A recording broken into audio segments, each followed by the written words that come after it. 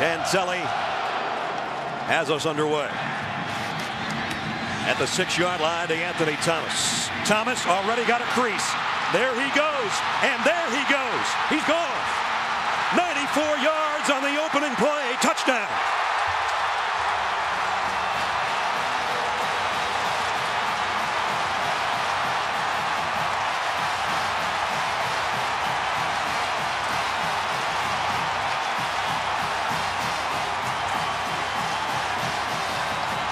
Kansas State just found out what speed really means.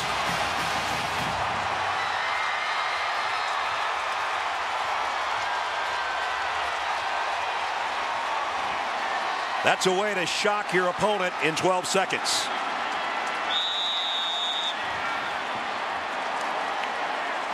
And now big shift by the Ducks on their extra point attempt, and they're going to try to go for 2 and got it. Deion Jordan. 8-0 Oregon. Well, the kick was perfect. I thought DeAnthony Thomas was actually going to step out of bounds. It was put right on the sideline, but you got to cover with discipline and get off blocks, and Kansas State was not able to do that. Guys were stuck on blocks, and DeAnthony Thomas, you just can't give him room. You've got to get bodies on him quickly because you're not going to be able to catch him if he gets in the open field.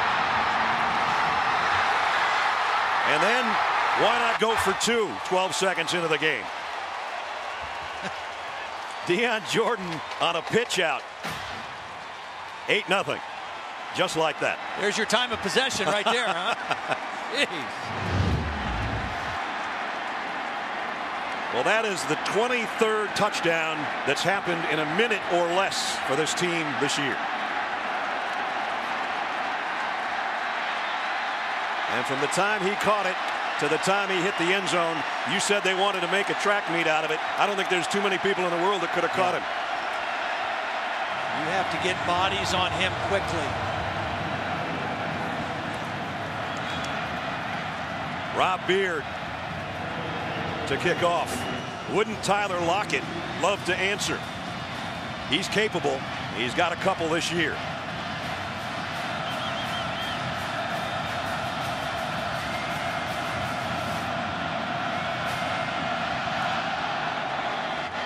He'll get a chance on a bounce at about the 6-yard line. He got outside. Lockett. Nice return. Not a touchdown, but 27 yards out to the 32-yard line. So we said that Kansas State didn't want to get behind early. Well, they're behind early, but here comes a guy that has been quite a leader for this program. I anticipate seeing a very fresh Colin Klein. When we saw him in Waco, he and the rest of their team looked a little bit worn down. He looked better after a week off when we saw him against Texas. Now he's had a month off. His body is healed up, and I expect to see him carry the football at least 20 times tonight. First down from the 32. 3 wideouts. And Hubert with Klein in the shotgun. He'll throw on first down. Has it batted down at the line of scrimmage by Taylor Hart. It'll be second down and 10 as we take a look at our impact players. For Kansas State, Chris Harper's become their #1 receiver. He's a former Oregon Duck. I'm sure there's a lot of emotions flying around with him tonight. Arthur Brown, Big 12 Defensive Player of the Year, the middle linebacker. Ty Zimmerman, Holly already talked about it. The fact that he wasn't in there against Baylor didn't help their cause too much, and he's back tonight.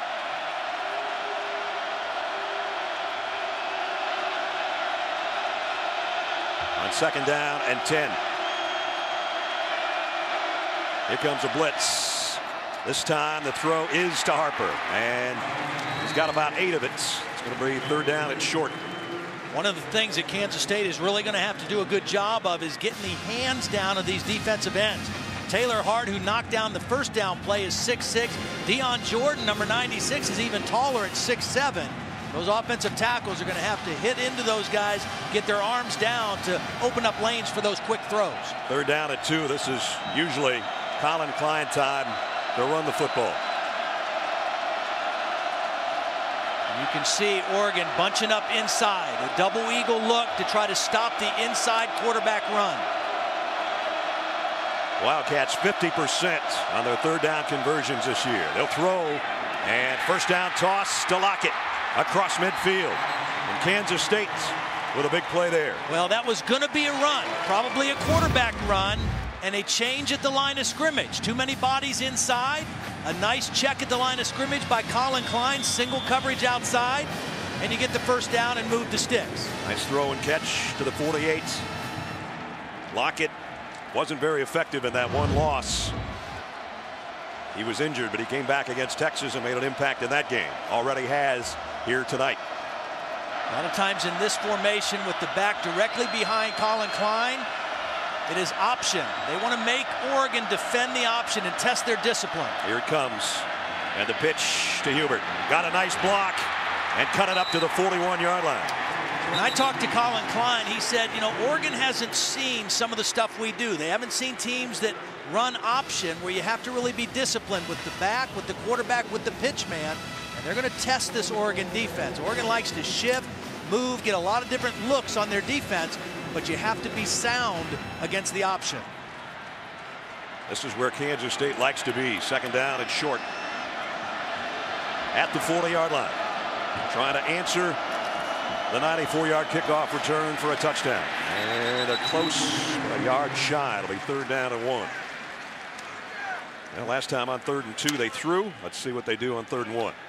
One of the things we see different with this Kansas State offense than what we saw the 2 games previous to this, a new starter at left guard, Nick Pitts, number 50, the only senior up there, started the opening game, got hurt, missed the rest of the season, and they are really happy to have him back, not just for his talent, but also his leadership and maturity.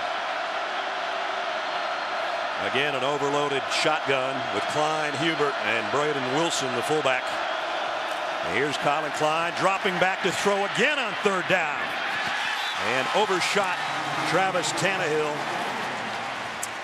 It's 4th down and 1. Well, I think they thought they might catch Oregon with a trick play. You know, that was a run down, and I think they're going to go for it on this 4th down. They tried to fake the quarterback run and catch him behind the defense, but Oregon wasn't biting at all. They only went on 4th down 7 times this year, but they converted 5. 4th and 1 here on their opening drive. Follow number 37, the fullback. Usually they like to run right behind him.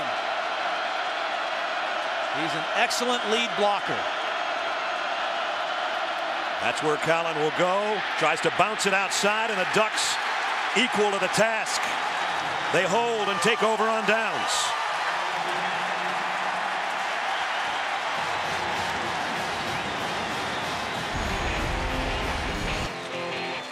So Kansas State goes on 4th and short. Oregon's defense equal to linebacker in all of college football, and that was a heck of a play right there. And so the offense for the first time tonight already with an 8-point cushion to work with. Marcus Mariota at quarterback, set to throw on 1st down, and overshot his intended receiver DeAnthony Thomas. I think he ran out of his shoe too, DeAnthony Thomas. Better get a tighter shoelace. You've really been impressed with this kid. Yeah. Well, he's got all the physical tools. I mean, he can really throw the football. He's fast. He's a talented runner. But the thing I like the best about him is his poise. I mean, he has been unflappable all season long as a redshirt freshman. Byron Marshall in there in the backfield with him. On 2nd down, gives it off to Marshall. And the freshman got about 2. Meshach Williams closed the door. All-conference defensive end. For all the bells and whistles and formations and substitutions that Oregon will use, they are a run-forward first team. They want to run the football. They've had 4 games this year where they've gained over 400 yards rushing. That's where it starts if you want to defend them. Kenyon Barner going to empty out of that backfield. Mariota flushed out of the pocket. He's an excellent runner too, and he got the first down at the 49-yard line. Not only a good runner, he's fast. Yeah. He's fast, and he's got a good feel. He knows when he has to take off. He sees a little crease coming into the game, averaging over 9 yards per scramble. That one effective for the first down. And here they go with a no huddle. Play action.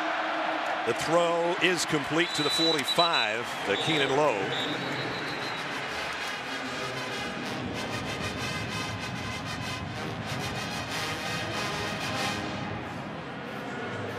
A lot of different weapons for Chip Kelly to call on. First down. Some kind of a penalty against Oregon. It's going to back it up. To be honest with you, I didn't see the flag, but they'll walk it off back into Duck territory. Illegal man downfield was the call. Jake Fisher, I think, was the guilty party. So that backs them up just outside their own 45. First down at 15. Barner has yet to carry. Still hasn't. Mariota keeps it and pays the price, and Meshach Williams a loss of 4. That's the second big play he's made. Beautifully played by Meshach. I mean, he stayed right with proper leverage. Don't let him get outside. Watch him read it, maintain leverage, and then make a sure tackle. I mean, that is excellent work by the defensive end. And now you've got the Ducks backed up the second down at 20. Oregon has always been a big screen team on long yardage situations with these quick backs. Barner's first touch, and he's not going to get anything either. Lost another yard, maybe 2. Kansas State's defense playing well. They're affecting the line of scrimmage. Again, that's what you have to do. You have to control the front with your front 7 and make them go sideways. Don't give them creases and open gaps to use that speed to hurt you with. So they went from first down across midfield to 3rd and 22 back at their own 39. I think you have to rush the passer under control here. Mariota's already got you once with a scramble. There's Flags another move. Down again. I think might be the tight end. False start. Offense. Number 15. It's a 5-yard penalty. Still 3rd down. And that's a call. Getting loud in here. Yeah. Kansas State brought half of Manhattan with them. There's a pretty good sampling of green and gold here too, but a lot of purple. Mariota the throw. Fires far side. Got a man complete at midfield. Back to basically the original line of scrimmage to DeAnthony Thomas. But it's still 4th down. Well, unlike Bill Snyder, Chip Kelly does like to go for it on 4th down, but 4th and 10, he's going to play the percentages here and hope that his punter can pin Kansas State deep. Jermaine Thompson, he's had a touchdown on a punt return this year as well. Jackson Rice to kick. High kick. Thompson's going to have to take this one. I thought he was going to fair catch it. He didn't. Didn't get much of a return out of it. Gutsy punt return of 3 yards. Coming up, Heisman failing on a 4th and 1 in Ducks territory.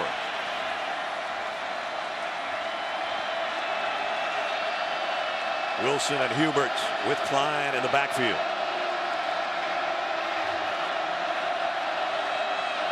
Lockett in motion on first down. And it'll be Hubert. And he found a crease. Tough run, 8 yards for the junior out of Waco. And you hear the chants of Hubert. He's not necessarily little. He's just short. Yep. Yeah, he's put together, physical runner, knows how to find the end zone, 15 touchdown runs this season. He's in the pistol right now behind Klein on 2nd down and 2. From the 19. He'll get it again. And a little bit short, I think. Lecumbo in from his outside linebacker position to make the stop. Lecumbo was banged up a little in bowl practice. Looks good out there tonight. Another guy that's in there for Oregon. They're happy to have back Wade Kele-Ikipi, number 92. Started the first 9 games and was out with an injury, and he's a big presence in the middle of that Oregon defense. All of Kansas State's 3rd downs have been 3rd and 2 or short. This one's less than a yard. It'll be the second man through, and he's got it. Hubert picked up a couple. Tyson Coleman made the stop as we check in with Holly.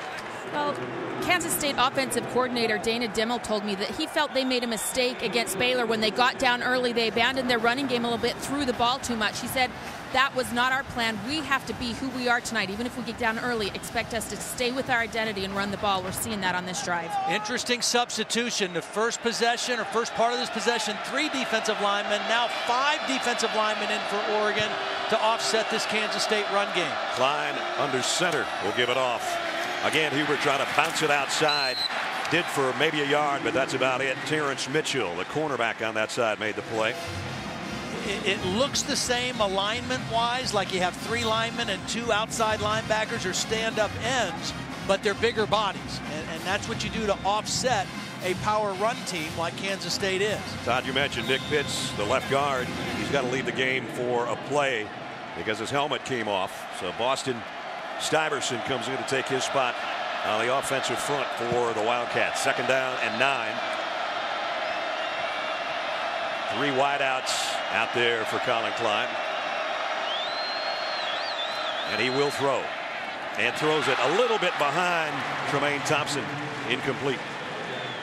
I talked about 5 defensive linemen in. Here's a little wrinkle to this. This guy standing up right here like a linebacker is a defensive lineman. He's listed as the starting nose tackle, Ricky Himuli, and he's going to rush right over the center. Just a little different wrinkle from Nick Aliotti to try to create some confusion for Colin Klein. Nothing like looking over there at what you think the middle linebacker, and he's 305 pounds, and he's coming. 3rd down and 9. So this is their first 3rd and long situation.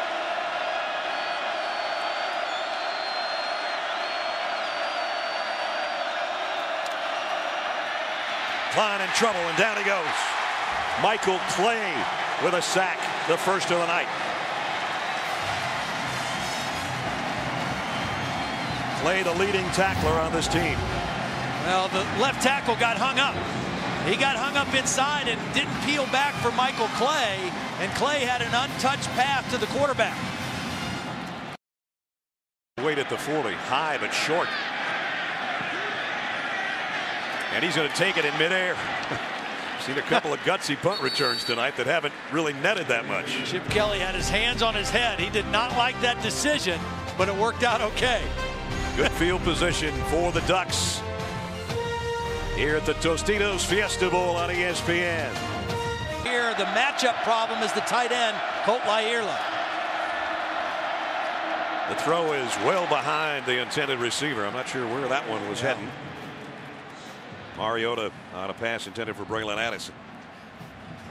Think about this Kansas State defense. The 2 corners are good football players. Alan Chapman, number 3, Nigel Malone, number 24. They play in the Big 12 Conference. They face a lot of good receivers week in and week out. They are very solid cover guys. This time Mariota gives off to DeAnthony Thomas on the sweep, and then again the speed to get the first down on the far side. Pick up a 14 on the ground. Nice job securing the edge this time. DeAnthony Thomas picks up a nice block down the field. Keon Lowe, number 7, got a nice block. Also Daryl Hawkins, number 16. Wide receivers blocking on the perimeter for their back. And now Kenyon Barber back in there. Play action. Mariota does take a shot deep. And some contacts, but incidental, apparently incomplete, intended for Josh Huff. So they called the number that Todd called a play ago. Well, he's their guy. I think if they want to go to him, they might be better off putting him in the slot and working against one of the interior defenders, because again, these corners are pretty salty. Marner this time gets the carry. Kansas State stands him up, though, after a pickup of about 3. And it's Arthur Brown, the judge, the captain of the defense, the middle linebacker, and one of the best linebackers in college football. This defense, 9 senior starters out of 11. All 9 of them either a junior college transfer, or in the case of Arthur Brown, a transfer from the University of Miami. Veteran, experienced, mature guys. 3rd down and 7, empty backfield. Mariota looked to the right and now takes off up the middle, and he's got another first down. I think that was a designed quarterback run. He showed fake. He gave a little shoulder and ball fake to the right. But this is a design run, and you see Kyle Long, number 74, the left guard, released and was a lead blocker. That shows for sure that it was a designed quarterback keep. So on 3rd and 7, you got 9. And a first down at the 28. And now it's Barner on the outside. Kenyon, Barner, Chapman, and Brown put him down. Came into the game 1,624 yards. Sensational season, including that special one against USC. 321 yards rushing and 5 touchdowns. Those are crazy numbers. 2nd and 5. Mariota, throwback screen to DeAnthony Thomas. And Thomas follows his blockers all the way. Touchdown.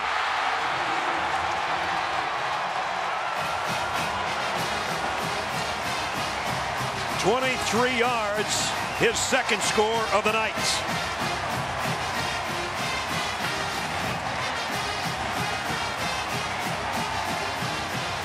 Now this is pretty evident that DeAnthony Thomas likes playing in BCS bowl games, because last year in the Rose Bowl he had a coming out party, and he is having one so far tonight. One on a kick return. That one weaving his way through the traffic for the touchdown. Run for a touchdown. The previous play is under further review. Timeout on the field. So they're taking another look at this one. You can't give him that much space. Beautiful job by the center getting down in front of there. Haranis Grasu, number 55, very active and mobile center, was the guy leading the play. Take a look at this, see if he was down before the ball crossed. I don't think so. That'd be hard to overturn, I would think. His legs are still in the air. His elbow is going to come down, but I think by that time the ball is crossing the plane. Sure looks like it. But we'll let Ted Jackson, our replay official, straighten it out. There's about the best, seems like the best look. About the time his wrist is hitting, it looks like he's breaking the plane with his right hand. After further review, the ruling on the field is confirmed. Touchdown.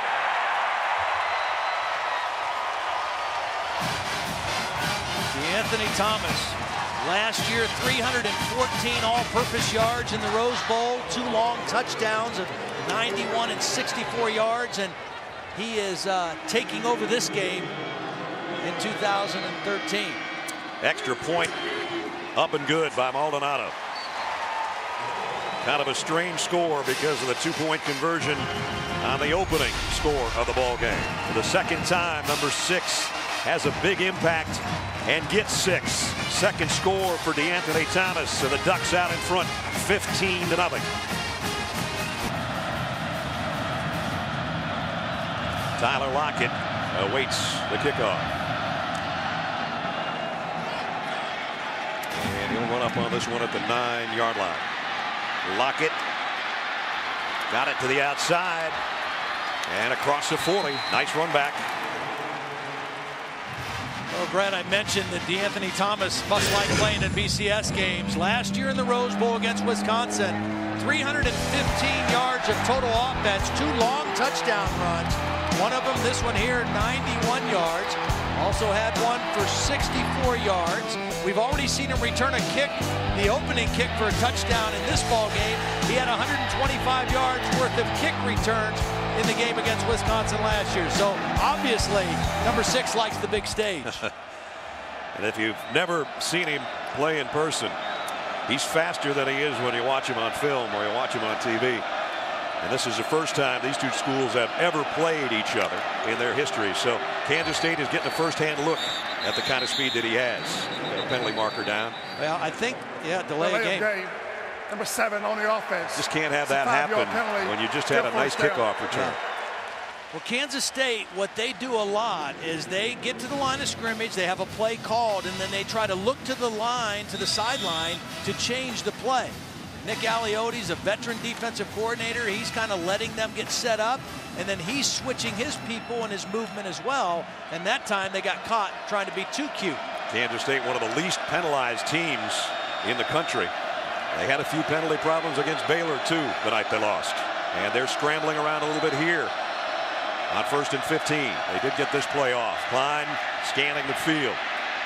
Throws back near side. Oh, man. Almost got Lockett killed on that one. Yeah. And he was late getting the ball to Lockett because Lockett was open as a safety valve early in the play. But by the time Colin was able to pick him up, see, he gets the ball right now. He maybe squirts loose, but the ball was late getting to him. And that was a nice play by the corner. Olomu knocking it out. Ifo Ekpre-Olomo. And he's an impact guy. Forced 6 fumbles this year and had 4 interceptions. And as you saw there, he can hit you as well.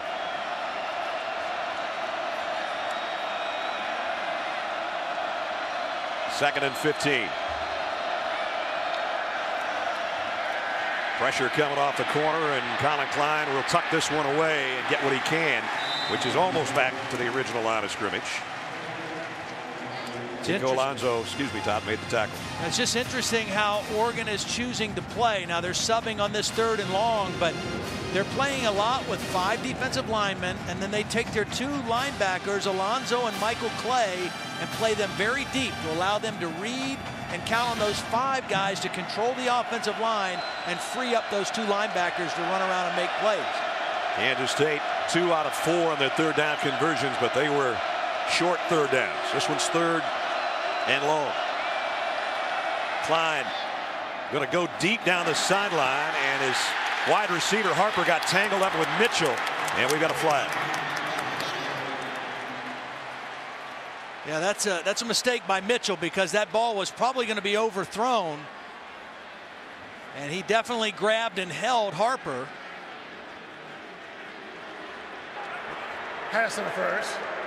Defense, number 27. 15 yards, automatic, 1st down. Ron Cherry, our referee, the officiating crew from the ACC, by the way, tonight. Harper, a former Oregon Duck. Yep. Transferred to Kansas State, wanted to play quarterback. Bill Snyder said, I calmly talked him out of that. Yeah. Said he let him make the decision, but he was obviously pretty persuasive of where he'd have the best chance to play. And he's become a good receiver. Big body.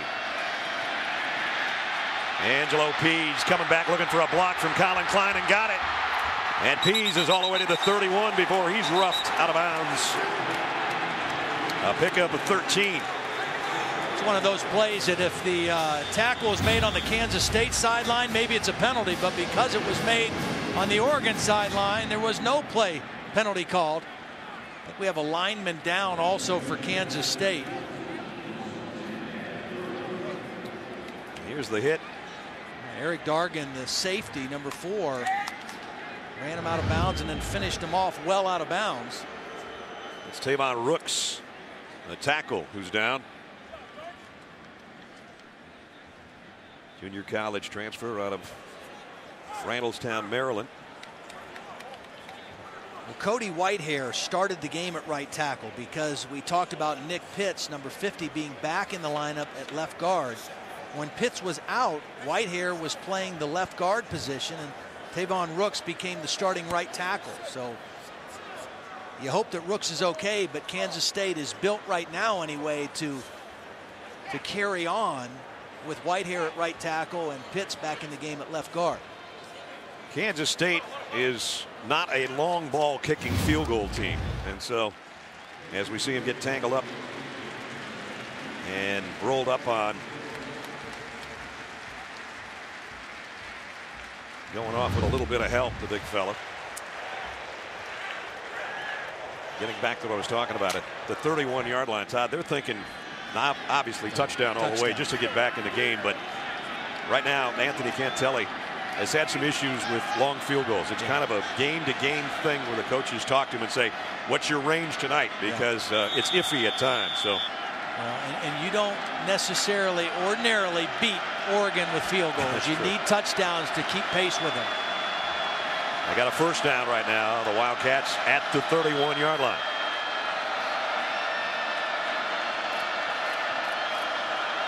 Blitz coming off the corner. And another good run inside by Pease.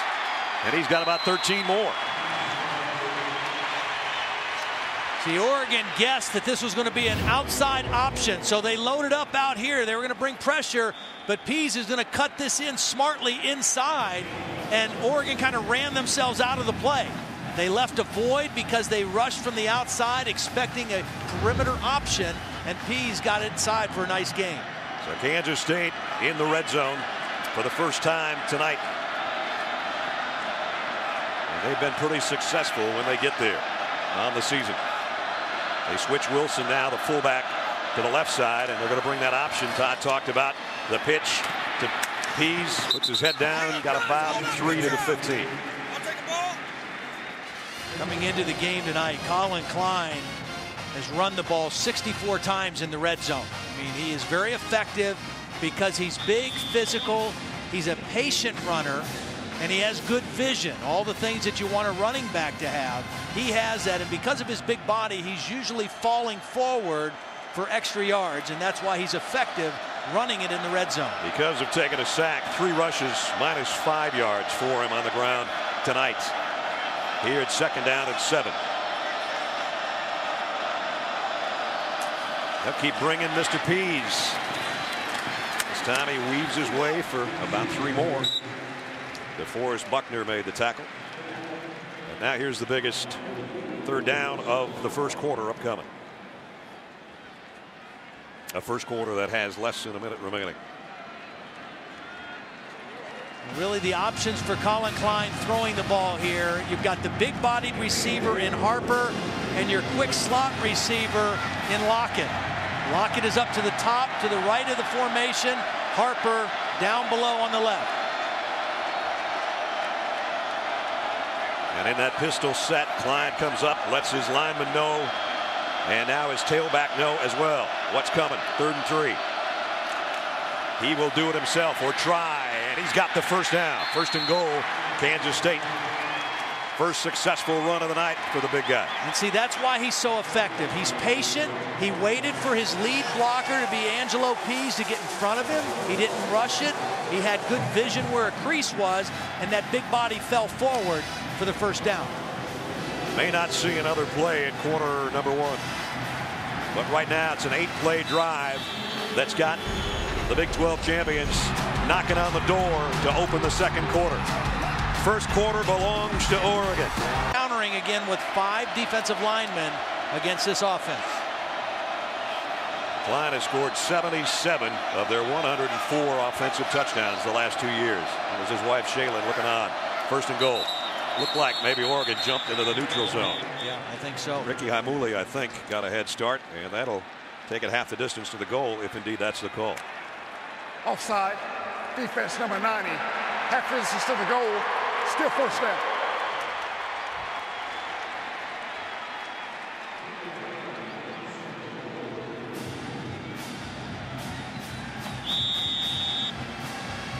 So a fourth penalty. Puts it 1st and goal at the 3.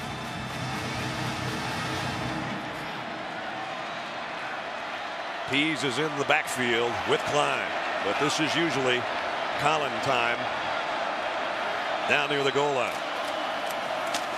He's hitting the backfield and loss of a couple. Dion Jordan with the first hit, and they Kiko Alonso cleaned up.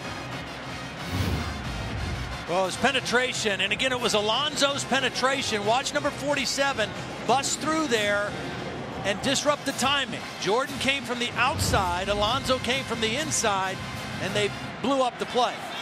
Nick Alioni told us yesterday, if somebody's going to say something on this defense, it's Dion Jordan. He did it with his play on that particular snap. And it backs it up to the 5 where it's 2nd and goal. The option left. Klein keeps it again and again goes down. A loss of 1. Taylor Hart. And they're back where they originally were at the 6-yard line. And 2 bad plays in a row after a beautiful drive. Put him in great situation to get a touchdown. Now they're in a tough spot. 3rd down, because now Oregon will be expecting play pass. And I would imagine that they will put extra coverage on Chris Harper on this play. Chris Harper's to the top of your screen.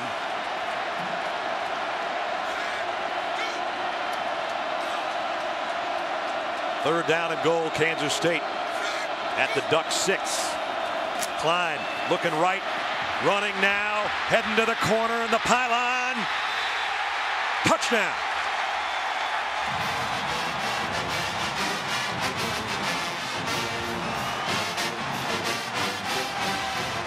Six yards for the score, his 23rd rushing touchdown of the year. That's great awareness by Colin Klein. Not very good discipline on the pass rush by Oregon, because you got to be aware of his ability to run. Run across the goal line with the ball in his possession. Touchdown. The previous play is under further review. Here's another look.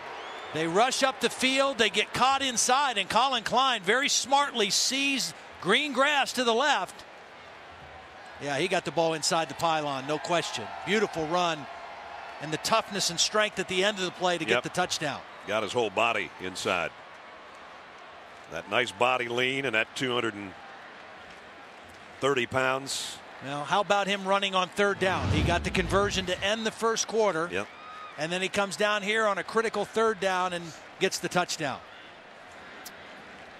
You see the last 2 years, first quarterback from an automatic qualified school to rush for 20 touchdowns and pass for 10 touchdown in consecutive seasons. At least had to make sure they take a second look. Touchdown's good. And now it's Cantelli in for the point after.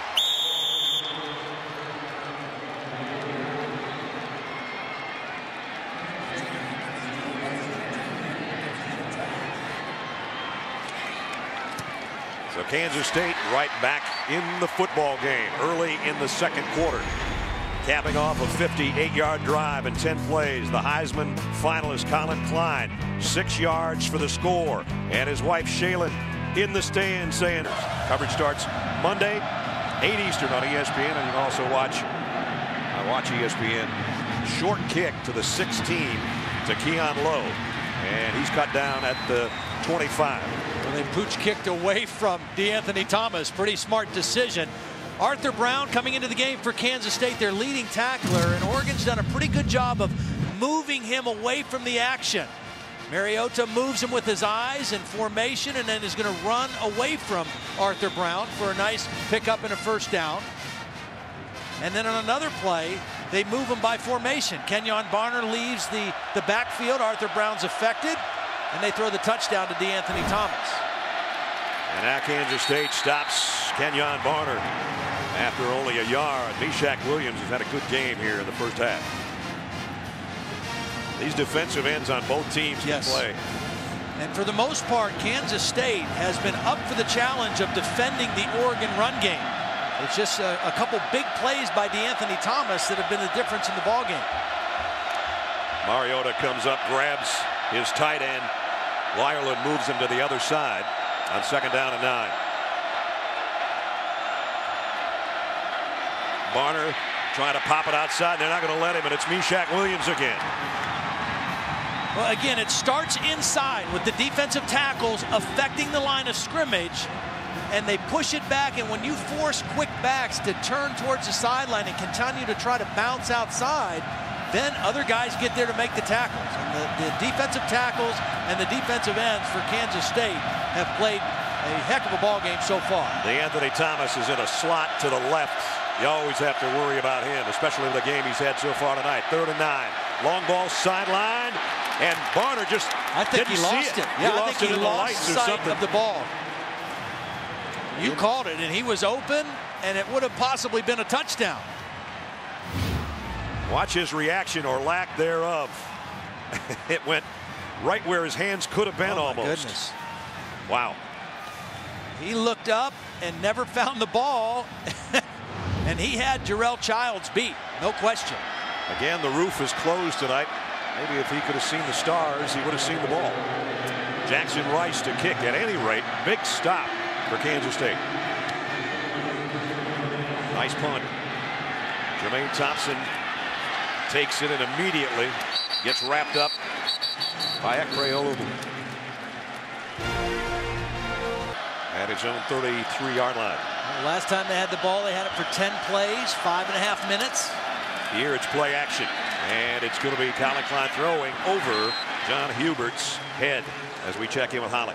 Kansas State doesn't release injury information, but from what I have observed, right tackle Tavon Rooks is unlikely to return. They've examined his right leg and knee, and after they told him the diagnosis, he's been sitting on the bench. Teammates have been coming over, kind of passing condolences, patting him on the head. His return does not appear to be imminent. But Cody Whitehair, his replacement, redshirt freshman, but he has some starts in this position this year and has played extensively at right tackle. Cody in there next to Tannehill, the tight end, on the right side on second down at 10. Klein throws crossing route. Tyler Lockett. Lockett broke a tackle, got a first down. He's shifty. Yep. You know, Colin Klein, he still doesn't have the picture perfect passing delivery maybe that you'd want at the next level, but he's much improved in his accuracy, and that's a result of better footwork. He worked with Terry Shea this offseason, with a longtime NFL quarterback coach, and they really concentrated on footwork and balance in the pocket, and that's why his passing percentage is so much better this year than a year ago. 66%, in fact. Mariota, the redshirt freshman on the other side, 70% completions on the year. First down. Klein maybe will throw again. Not now. It's in his left hand, and he's going for what he can on the sideline, and he's run out of bounds on the Kansas State sideline, and still no flag, and the fans let the officials know that they're not crazy about that. What a beautiful block by Hubert.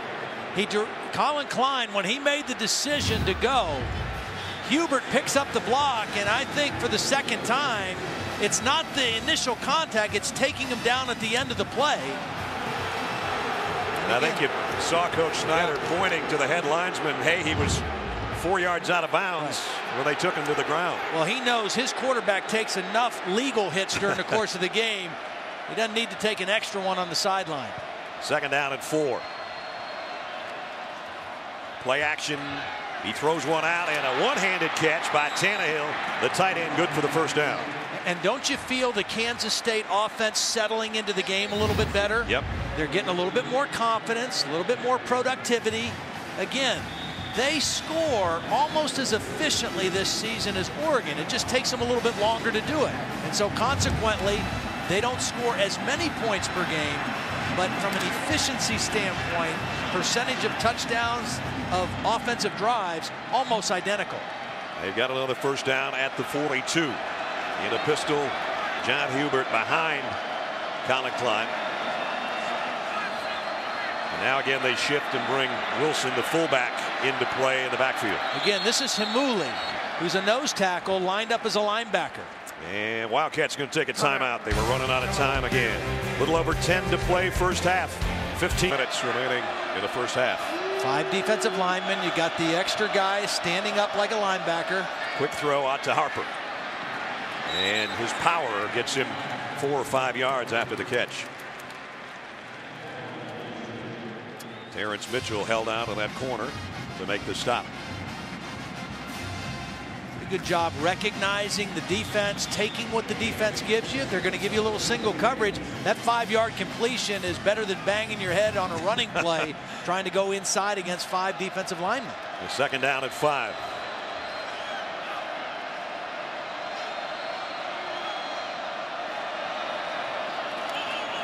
Klein, plenty of time, throws a crossing route to Harper again. Harper puts his head down, and did he get it? I think he did. Looked like he might have. And with that spot, he will. And even though Dana Dimmel said something to Holly earlier about they want to stick to their basics of running the football, right now Oregon is inviting them to throw. Because of their formation, because of the extra defensive linemen, they're giving them opportunities to throw quickly for good yardage. First down at the Oregon 32. Trying to even this game up here in the second quarter. Slip, and Hubert only got about a yard. We talked about Chris Harper being a former Oregon Duck player. In 2008, he was the first player in 8 years in Oregon's program history to run, catch, and pass for a touchdown in the same season. And And then he converted after you see that throw probably right there from quarterback to wide receiver. And against UCLA, full-time duty at wideout at that point before transferring to Kansas State. He's become a very good player. Big body, kind of a hard guy to bring down. 2nd down and 9. Hard guy to bring down and a hard guy to get around on quick throws. Just got the play off. Klein, plenty of time. Pump fakes, comes back to the other side, complete to Hubert, and he's going to be 3 yards shy of the 1st down. Look at Chip Kelly just walking down the sideline, and you can just tell, you know, this tempo that Kansas State is starting to develop and starting to establish.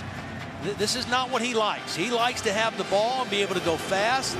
Colin Klein's hit his last 5 passes. If he hits another one here and they can extend the drive, that's more time on the sideline for the Duck offense. Another 3rd down and 3. Ducks show blitz. They slip trying to do it, and the throw's complete to Harper. Harper, and again, just like we talked about, hard to bring down. 1st and goal. Wildcats. Pickup of 21.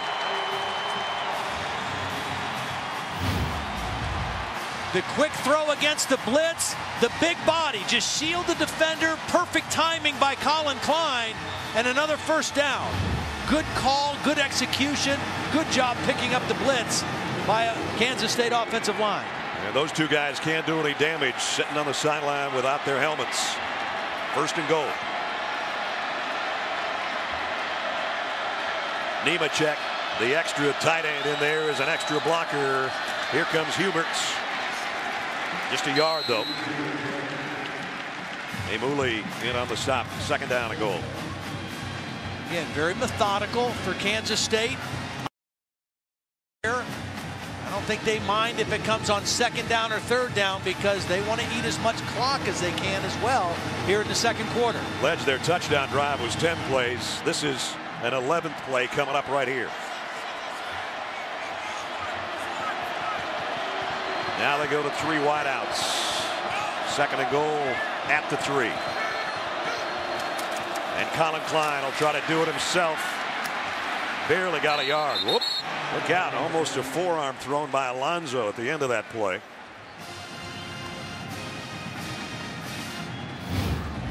Well, they just didn't get enough push on the left side.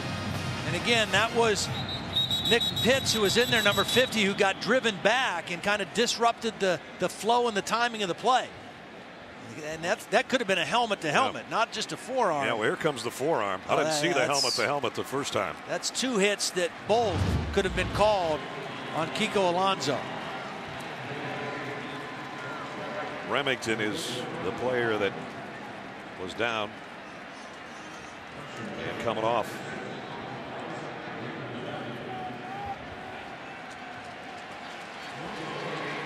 So now it's 3rd and goal. And remember, Colin Klein has rushed for a 1st down twice on 3rd down tonight.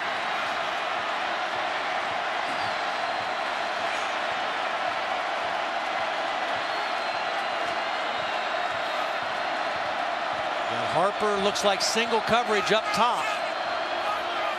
That might be what Colin Klein's checking to right now. That's the short side of the field from that spot. Option pitch to Hubert, going nowhere. They lost yardage.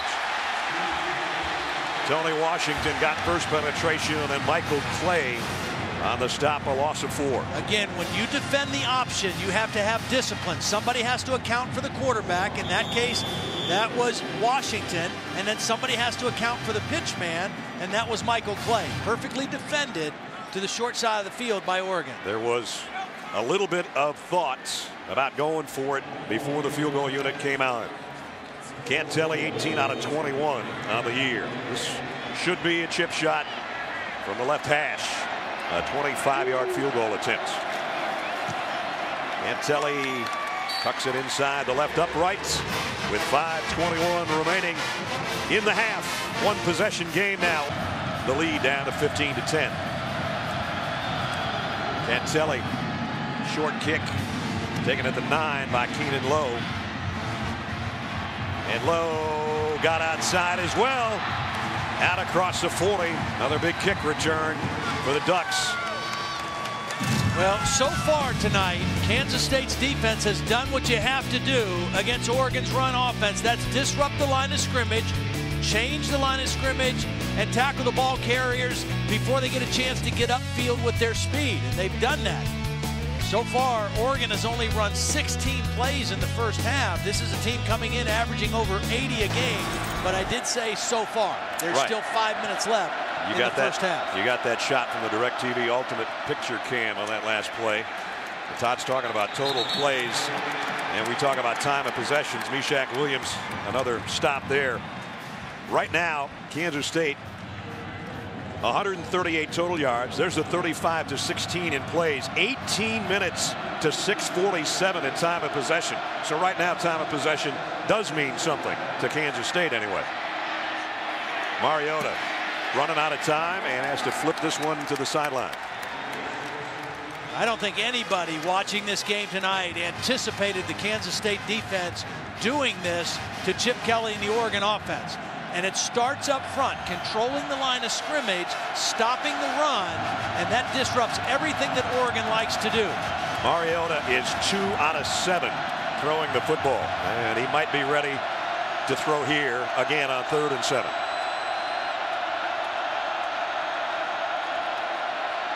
He will throw quickly, but again, great hit put on from the secondary. Justin Tuggle actually from the linebacker position on Josh Huff. Not a bad hit for a guy that was a quarterback up until about a year ago. Yeah, well, his daddy was a pretty good linebacker. That's he must have taught him a thing or two. Second straight 3 and out. Something that it's very hard to do against Oregon. So Jackson Rice to punt. Jermaine Thompson has made some gutsy punt returns tonight, choosing not to fair catch the football. And this is a fake, and it's an option. And the pitch to the punter, and he's not going to get there. Kansas State comes up with a big play on special teams. When you defend the option, you got to account for the quarterback, and you got to account for the pitch man. Well, this wasn't your normal option, but Kansas State defended it perfectly. Watch him defend Clay. He's the quarterback. Now watch him defend the punter, the pitch man. Well short. Perfect disciplined defense by the Kansas State special teams. One of the best special team units in the country in almost all phases, and proving it right there again. And Ty Zimmerman says, no, sir, not this time. First down. This could be a big emotional boost again for Kansas State. They've scored 10 unanswered points, and they've got it at midfield. Colin Klein going to throw to his safety valve out of the backfield. Pease, and he's got another first down. Great decision, because they went for a deep play off of play action after the huge play by the special teams, but Harper was not open. So Colin Klein, a good decision. Dump it off, pick up a first down, keep your momentum going. Brad, I wonder if that going for the fake punt there is a little sign that Chip Kelly's saying, hey, wait a minute, we're getting a little desperate here. I we think need you're the right. football. I think you're definitely correct on that one. First down at the 38. 2 tight ends and a fullback in there. And on the option, it's Pease, and he wants to throw. Hit, and now does go deep. Man out there. Oh, at the goal line, broken up. Brian Jackson got there in time. Because Pease had to double clutch that and reset, that enabled Brian Jackson to come from beaten to make the play.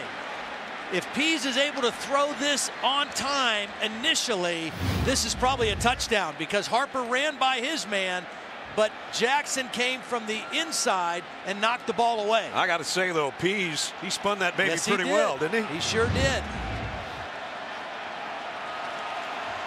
So Kansas State pulling out a couple of stops. 2nd and 10. Hubert back in with Colin Klein in the K-State backfield. Klein wanted to throw, now scrambles around and throws this one out of bounds. Save it for another play. Taylor Hart was giving chase. I'll tell you what, this Oregon defense has responded well also. You know, even though Kansas State's offense is starting to get their footing a little bit, when they've gotten close, the Oregon defense and Nick Aliotti's group has really tightened it up. Colin Klein had hit his last 7 passes before that one. And now it's 3rd and 10.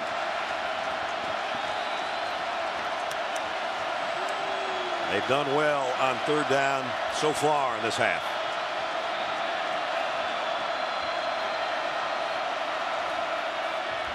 Klein crossing route again to Harper. Stiff arm and a 1st down after it.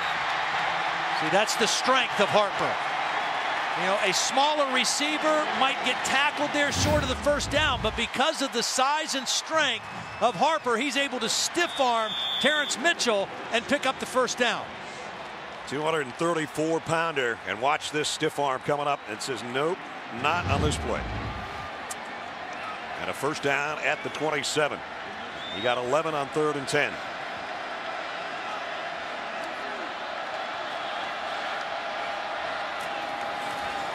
Hubert off the left side, slipped a little bit, but Derek Malone made sure he wasn't going too far. Well, what Kansas State is hoping for right now is a touchdown that would put them in front right before half, and they will get the ball to start the 3rd quarter. You talk about wanting to seize and capture momentum. That's what Kansas State's trying to do right now. There's your guy. Yeah. Modern family. Eric Stone Street, had a chance to meet him before the game. Man. What a pleasant guy. He and Ty Burrell. They were both everything we'd hoped for, having met him, and enjoyed talking to him before the game. Colin Klein, zone read. That one didn't look right from the get-go. There wasn't a mesh there with his tailback, and not much of a fake. There's Ty Burrell. He said, I'm the only guy in my family, and my entire family went to Oregon, but I'm the only guy that went twice and still didn't graduate. That's what he told me before the game. Oh, man, the spots those guys put together for us. They shot promos for us this year, and they are hilarious.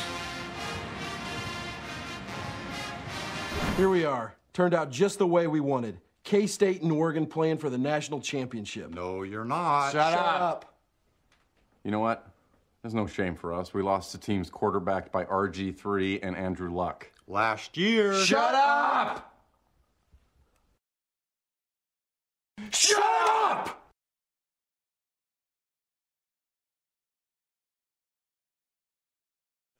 Oh, man. Delightful guys to be around. We thank them for their help with those hilarious spots we've had going on this week. 3rd down 6. Well, last time it was a crossing route to Harper. He's an outside receiver this time. Tannehill, the tight end, is in the slot of the 3 to the top, and here's the slant the other way, and it is Harper, but forward progress. Let's see where they're going to spot it. Pickup of about 5. Well, I think Bill's going to let this clock go as far down as he can before he makes a decision to kick or go for it here. Got 2 timeouts left. Cantelli's got the chin strap buckled. But right now the offense comes up to the line on 4th and 1. They were stopped once in the 1st quarter. Maybe just trying to draw them off sides this time. But Klein telling Pease, calm down, we got this. Oops, and now there's motion on the left side. It's a false start, and Kansas State tricked themselves. False start. 78 offense. It's a 5-yard penalty. Still 4th down. And now he says, let's go kick it. That's hard for those big guys.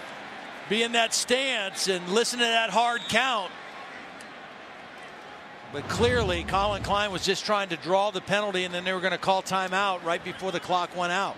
So Cantelli hit a 25-yarder earlier, and now he's going to try from 40. 42 is his season long this year. Trying to make it a 2-point game. Anthony Cantelli, kick on the way, and it's wide left. And there's what we talked about. They've had some problems with longer kicks this year, and they missed an opportunity to make it a 2-point game. The Oregon defense in the first half this season, they gave up 24 points to USC, but against everybody else, they've averaged only 7.5 points per game in the first half. 10 on the board so far for Kansas State, but it could have been more. Pretty good defense there after the sudden change, after the missed attempt at the fake field goal, or the fake punt. Nice job. That false start didn't help. No. That was a 5-yard longer kick. Yep. A minute to go. It's about how long it takes Oregon to score usually.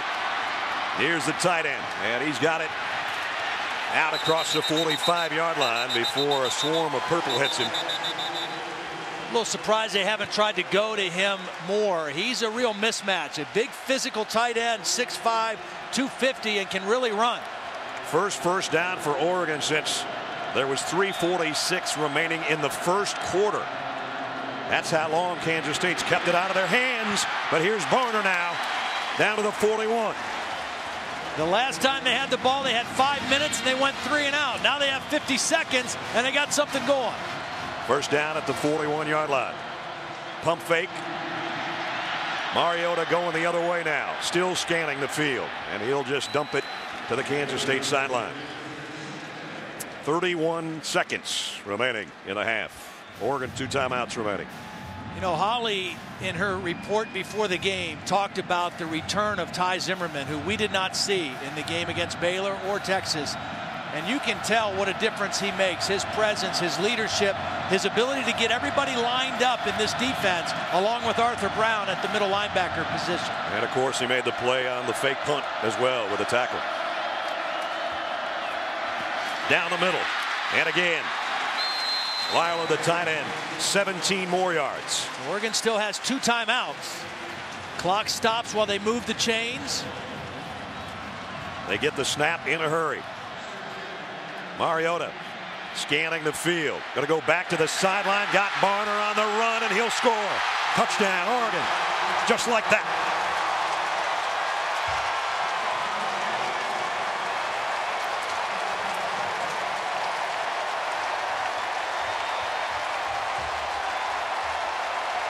So that's a 24th touchdown in less than a minute this year.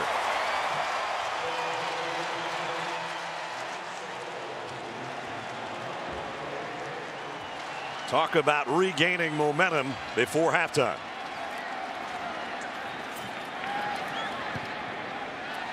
Five plays, 77 yards in 46 seconds. Talked all night so far about the poise of Marcus Mariota.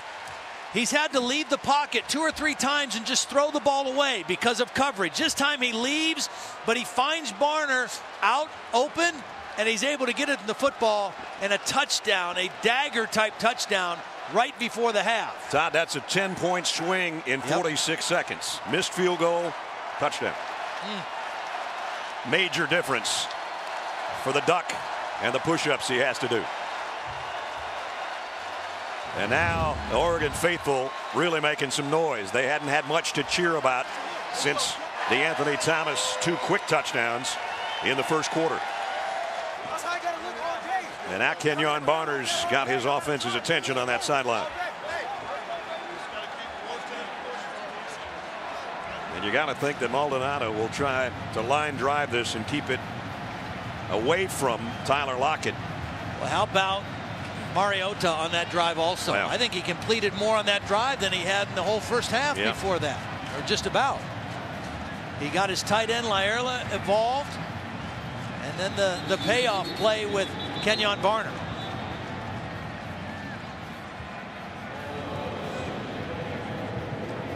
Well, Maldonado will re-tee it. And again, you don't want to put this in the hands of Tyler Lockett if you can help it.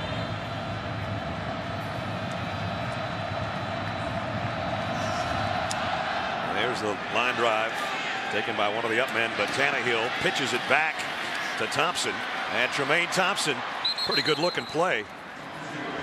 7 seconds remaining. College football continues Saturday on ESPN. It'll be Pitt and Ole Miss, 1 o'clock in the BBVA Compass Bowl. Saturday 1 o'clock Eastern on ESPN and also live on the Watch ESPN app. So we've got probably one play remaining in the first half. Disappointing final minute for Kansas State. I don't know, maybe they'll take a shot. They've got 3 wideouts down here to the bottom of the screen.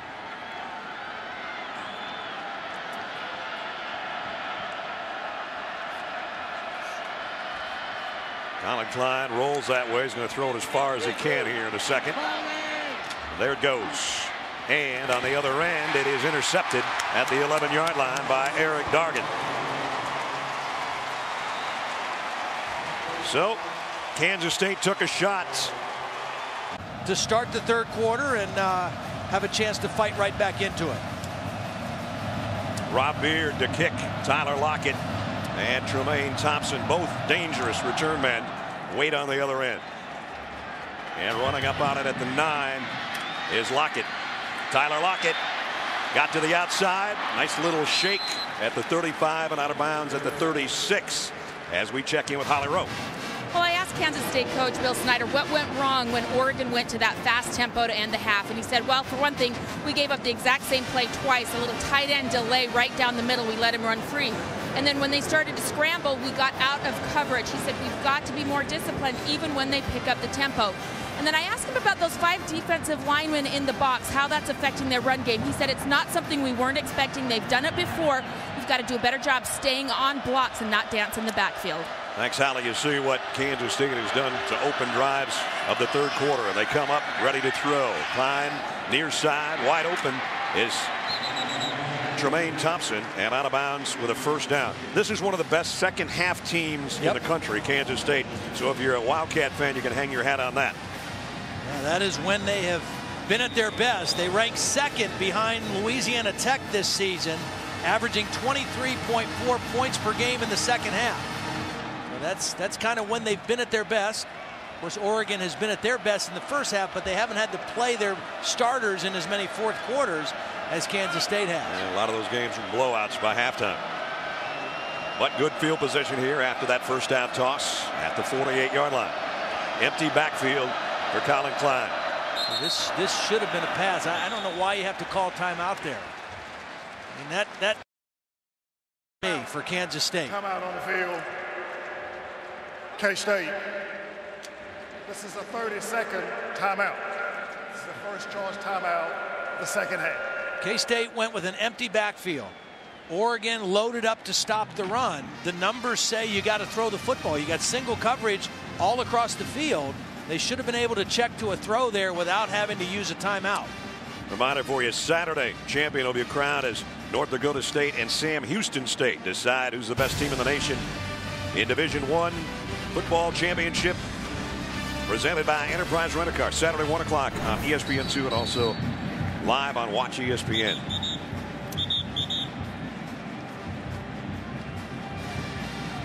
So a wasted timeout after a first down throw. And they set back up 1st and 10 at the 48-yard line. Different formation now with Colin Klein under center and both the fullback and John Hubert in the backfield.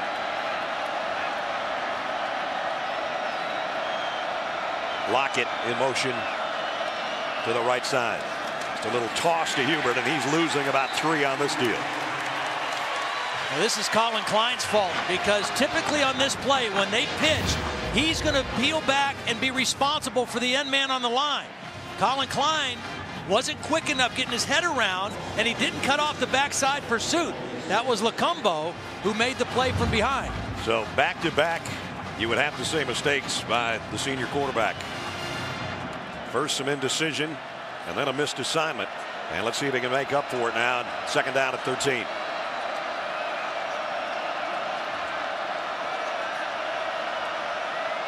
Again, play clock is winding down. Klein wants to take off, and now he's going to throw across his body. Incomplete, intended for Harper, and Ekere Olomu over there to make the play. Now, this is not what Bill Snyder wanted to see his offense produce coming out of the locker room. They got a good kickoff return. They had an initial first down, and now a couple plays that have not looked too good and a wasted timeout and now 3rd down and 12 in front of them. And they've got to get all the way to the 42-yard line for a first down. This is their longest 3rd down attempt so far tonight.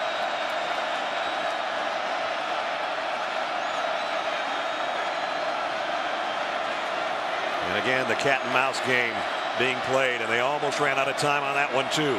Klein fires far side.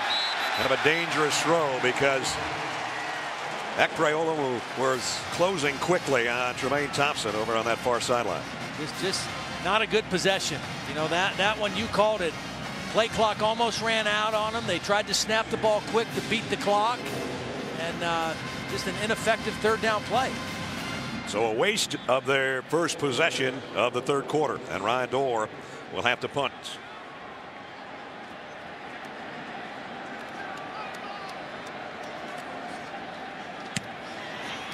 High kick, but short. Braylon Addison's got a call for a fair catch in some traffic and makes a nice catch at the 23-yard line.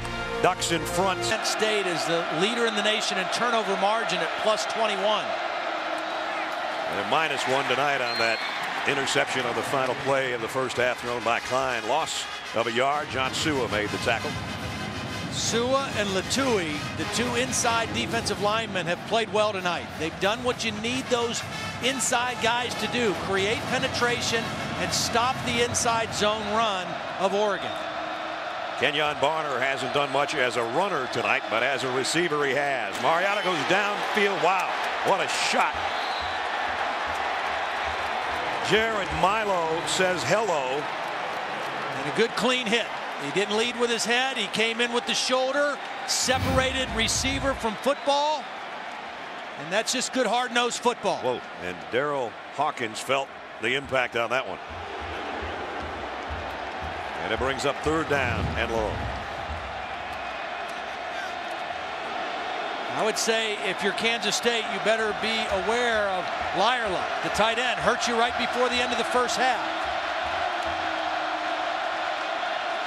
Mariota on 3rd and 11. Blitz coming from the secondary. Has to reload and now trying to run for it. And he got there and then some. Nifty run by the Ducks quarterback. First down. 15 yards on 3rd and 11, Ledge.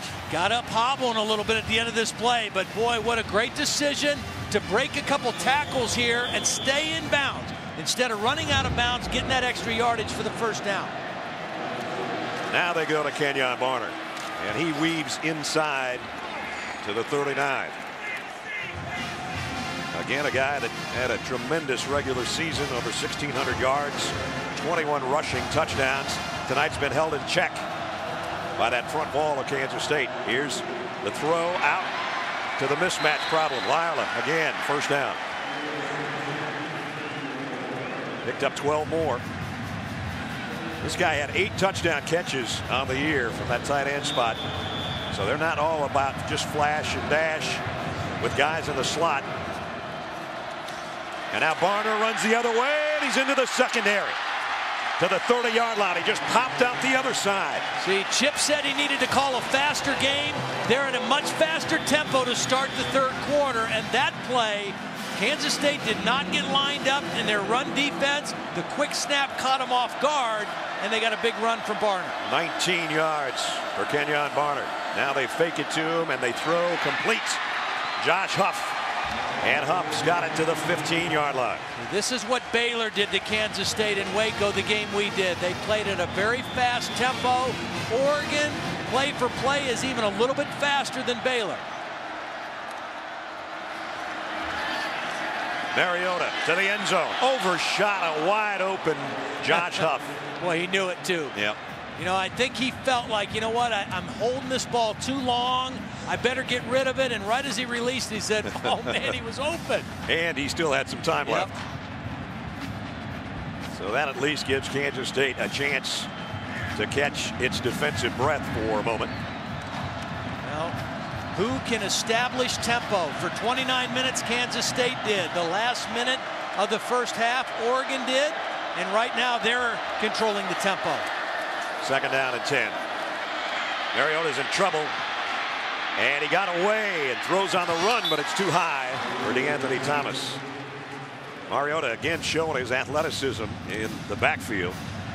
Violet Tui was giving chase back there, and it's 3rd down and 10. I thought it was interesting when Chip described Mariota to us. He said, you know, he's the ideal fit for our offense. He's a quarterback who can run. Not a guy who can run who can also throw a little bit. Not a running back who can throw. He's a quarterback who can run. 3rd down and 10. Play action. He's in trouble again. And he can run. Coming back the other way. And incomplete. Nice job by the defense and Nigel Malone to break up that play on the sideline. Yeah, the receiver, Dungy, I think, was just trying to keep his feet in bounds, and he was concerned with the sideline and didn't tuck the ball away, and Malone made a nice play to knock it out. So, stop for the Kansas State defense, and Maldonado will come in for the field goal attempts. It's going to be about a 32-yard field goal attempt. Trying to add to the lead. Kick on the way, and it's perfect. Maldonado tacks on 3 more, but still Kansas State with a stop assures that this is a 2-possession game right now with 11 minutes remaining 3rd quarter. Get that 3. Jermaine Thompson, Tyler Lockett, both who averaged over 33 yards a kickoff return back deep. And it's Lockett from the 1. And Lockett behind Jermaine Thompson's blocking across the 35 and out to the 41-yard line. They keep giving Kansas State good field position. Now they got to do something with it. Well, coming up on Monday nights, number 1 against number 2. Fighting Irish looking for their first national championship since '88. The Crimson Tide looking for their 3rd in the last 4 years. Coverage of the Discover BCS National Championship starts Monday night at 8 on ESPN. I'll be down there, and that will be that game will be decided in the trenches. There's no question about it. Good news for Alabama. Barrett Jones, their center, says he will play. Has not practiced very much, but says he'll be good to go. Colin Klein on 1st down. Down the middle and in and out of the hands of Tannehill. He should have had that one. Alabama and Notre Dame, those 2 defenses, how about the way they played this year? One doesn't give up yards, one doesn't give up points. They don't give up much to anybody, actually. A lot of talent on the field. And it's funny because a lot of people thought, myself included, there'd be a little bit of a drop-off for Alabama's defense after losing so many guys off the team last year to the NFL, but played at a very high level. Colin Klein has only hit 1 of his last 5 passes. Now that last one, Tannehill should have caught. And he's hit as he throws. Incomplete. He took a pretty good shot from Eric Armstead just as he was trying to deliver that football.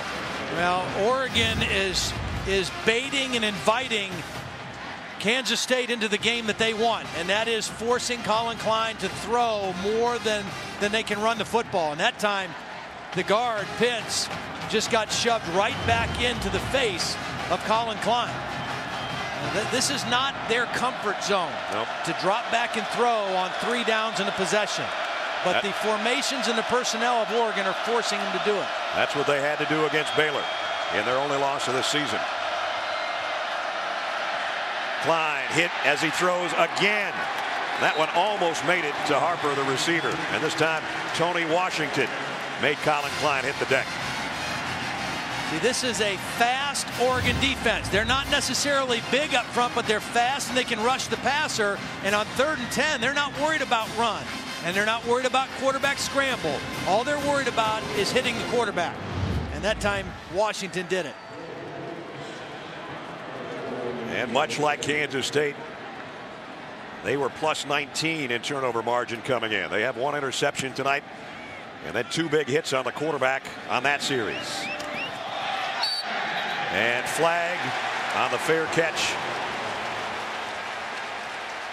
as Jonathan Truman didn't give the return man enough room to make the grab. Well, I think Truman got blocked into it, but he also tripped up the return man. So even though it was a clean catch, it's still a penalty on Kansas State. Here's a call. Kick catch interference. Kicking team number 21. 15 yards. 1st down. Boy, and you don't want to give them 3 yards, especially when they can score so quickly.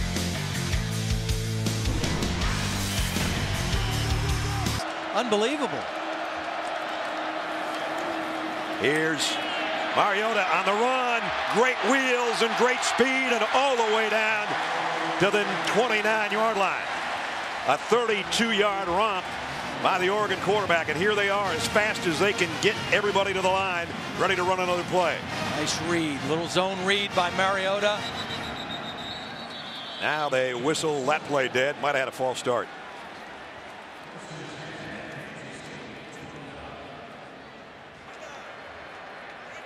False start, offense, number 89. It's a 5-yard penalty, still first down. You know, normally the trickle down of what's popular comes from the NFL to college, but the reason that you're seeing more NFL teams go up tempo is because of the duress and the stress it puts on a defense play after play after play. And as good as Kansas State has played, this tempo is starting to get to them a little bit. And of course, the zone read is RG3 doing it in Washington, Cam Newton doing it in Carolina, Russell Wilson doing it in Seattle. That's got a little bit of a change too, especially with all those young quarterbacks. You got to be a little bit more careful how much you run your quarterback in the NFL, but the addition of it and the addition of some no-huddle tempo has really caught on. And here's Barner, and he broke free. I don't think his knee ever touched, and he's inside the 15. Great balance by Kenyon Barner. I think Kansas State thought they had him down. Sometimes big physical. Well, that looked just like the Michael Dyer run when Auburn beat Oregon for the national championship a couple years ago. When everybody stopped except Dyer. Who ended up being the MVP of that game. You know, sometimes big physical teams wear you down by just punishing you and hitting you and hitting you. I think Oregon wears people down because they just keep going fast. They keep going fast. And your tongue's hanging out. That's right. Your tongue's hanging out, and all it takes is one missed gap, one missed assignment, one missed tackle, and it's 6 points for the Ducks. Barner flares out of the backfield. The throw is a wide receiver screen, and D'Anthony Thomas paid the price for that one. Violet Tui let him have it. And it's third down. These two backs, Barner and Thomas, are not guys who are going to break a lot of tackles, but they do break ankles. I mean, because they can make people miss now in space if you catch up to them. Yeah, you got to catch them first. 3rd and 3. Mariota gives it off to Barner, and he's got it 1st and goal. Needed to get to the 4 or just inside, and he got down to the 3. Just not seeing the same control of the line of scrimmage by Kansas State as we saw in the first half. That's their bread and butter play, the inside zone run. And that was a clean look for Kenyon Barner to pick up the 1st down. He actually got it to the 2 where it's 1st and goal. High snap. Mariota handles it, and he's going to cruise to the corner. Touchdown, Oregon.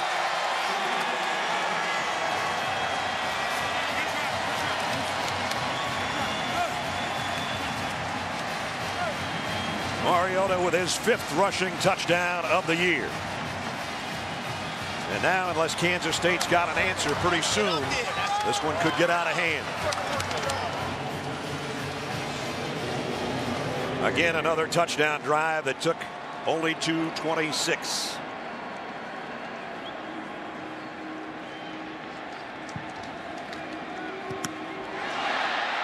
And that one's blocked by Boyd. Flips it around, trying to get it in someone's hands to take it the other way. And so no further damage on the blocked extra point, but still 31-10. Well, Marcus Mariota, we told you had great wheels, had an 86-yard run earlier this year. This one was good for over 30. And then it got him down close. He handled a high snap, got to the corner. Chip Kelly's offense on their kick returns all night, as they have all year. But after those kickoff returns, it's Kansas State's offense that hasn't been able to do too much with it. This one takes a hop for Thompson at the 11. Tremaine Thompson, and again he got the corner and got out over the 35-yard line before he's blasted out of bounds. Let's check in with Holly. Well, during that last drive, you were talking about how different things can translate to the NFL, and I wanted to confirm for you, I did speak with Oregon's athletic director, Rob Mullins. He has had more than one NFL team contact him and ask for permission to speak to their coach, Chip Kelly. He said he did grant that permission, but he asked the NFL teams to please honor their kids, let them finish out this season. They deserve to have everyone's full attention for this game. He said the NFL teams have been great, and as reported, some of those interviews are possibly set up for tomorrow. All right, Holly, thanks. For the 38-yard line, first down, Kansas State. They need some offense pretty soon here. This is Pease. He's done a nice job running the ball, but only got about 3. And, you know, Todd, we talked about Chip Kelly and what might happen. There's their offensive coordinator and quarterback coach, and his name has come up if Chip Kelly were to go somewhere. But that's a ways down the line. But I asked you a couple hours ago whether you thought it would have any effect on the kids, and I guess it hasn't. No, I don't think so. And again, even before Chip became the head coach, when Mike Bellotti was the head coach, that idea of win the day, focus on the task at hand, has been something that Oregon has really adhered to. And I think it's showing tonight. Pease trying to go wide. Defense not going to let him. Kiko Alonso again, and another loss. We can't say enough about this Oregon defense tonight. You know, in the first half, when their offense was struggling, a couple uncharacteristic 3-and-outs, the defense held strong, particularly in the red zone in that first half. And right now, they've got the game in the position that they want.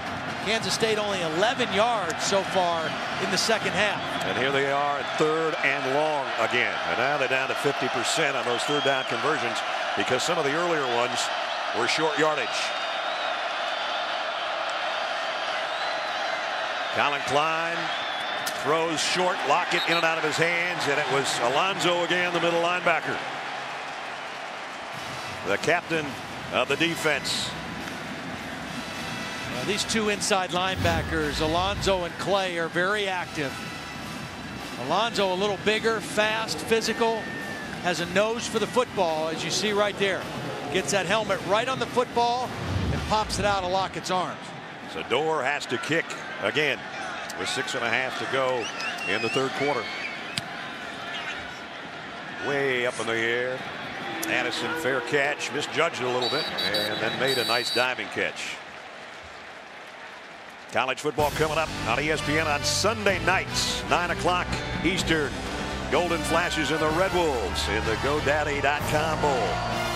Kent State, Arkansas State, Sunday at 9 on ESPN and also live on the Watch ESPN app. So a lot of bowl games left and one BCS game remaining when we're done tonight, and that's for the National Championship in South Florida on Monday. It's a couple teams that lost their head coaches because they did so well this year. Right. Darrell Hazel leaving Kent State to go to Purdue. Gus Malzahn back to Auburn as the head coach. Kenyon Barber readjusts his route and only got a yard. Meshach Williams, well, he's had a big night. Senior out of Sylvester, Georgia. He'll play at the next level without a doubt. All Big 12 performer. Take a look. Yardage now starting to pile up for Oregon. They didn't have the ball enough in the first half. And now they've got a 32-10 lead. Mariota down the middle and completes. Anthony Thomas again. 16 more yards. See, Oregon's pass game is all predicated on their ability to run. And a couple good runs by Mariota, a couple runs by Barner have opened up some of the play action things down the middle. It started right at the end of the first half with the tight end, and now they've got more going on here in the 3rd quarter. Here's Barner. 7 more for Kenyon Barner before Kansas State's defense can track him down. You know, you like the poise and the leadership of Barner because he didn't have much room to run in that first half. They had him pretty well bottled up. Things are starting to open up a little bit for him here in the 3rd quarter. Got 7 more on that carry. 2nd down and 3, play action. Mariota's going to take a shot. And he's got his man, but he dropped it. But there is a flag. In fact, there's 3 of them out there. Josh Huff, had he been able to hold on, would have had a touchdown. And Randall Evans was the guy covering. Reach out in touch. Pass interference. Grabbed him. Defense, number 15. It's a 15-yard penalty, automatic, first down. Josh Huff is their home run guy, the big play guy, and he ran right by Evans, and Evans grabbed him instinctively to prevent a touchdown. And he almost caught it anyway. Yep. So better than another score anyway, but the walk-off, once they move the sticks to the 42-yard line.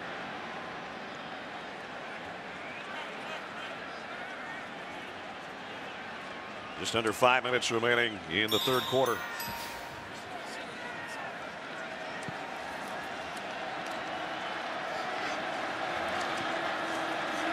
Mariota on a quarterback draw.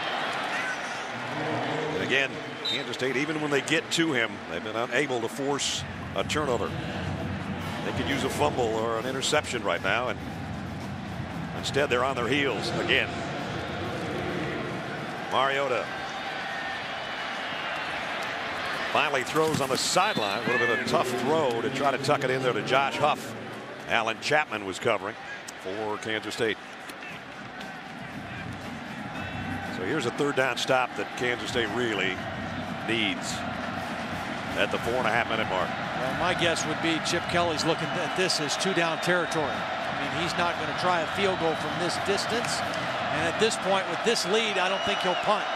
He'll go for it here regardless of what happens on third. Barner empties the backfield. Mariota throws short of the first down, I think, to Rashawn Vaughn. Yeah, about a yard shy. But as Todd said, here's 4th and 1 now at the 33-yard line.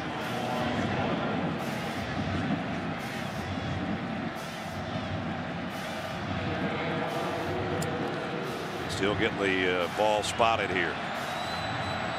And Ron Cherry, I don't know if they're going to bring the sticks out or what they're stopping play for. I think they are, and this probably helps Kansas State. It slows Oregon down, slows their tempo down, and gives those big inside guys a chance to catch their breath, because they desperately need a stop here if it is short. It's short by almost a yard.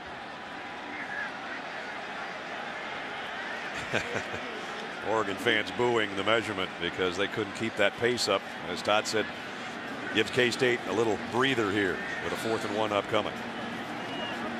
Typically in short yardage, they like to run to their left side behind their left guard Kyle Long, left tackle Tyler Johnstone.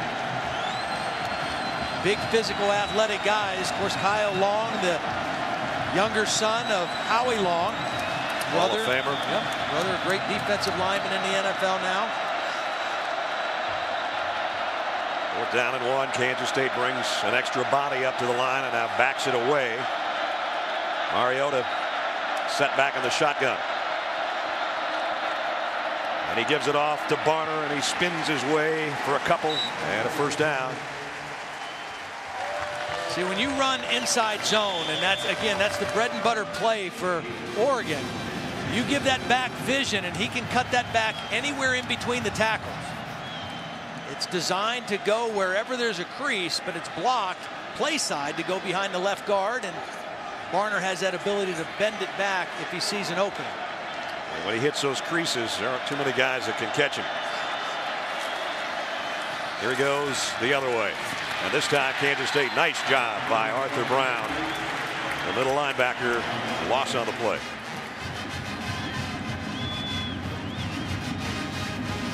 Arthur Brown, whose brother Bryce we saw as a freshman at Tennessee before he transferred to K-State, and now with the Philadelphia Eagles. So 2 good football players in that family. 2nd and 13.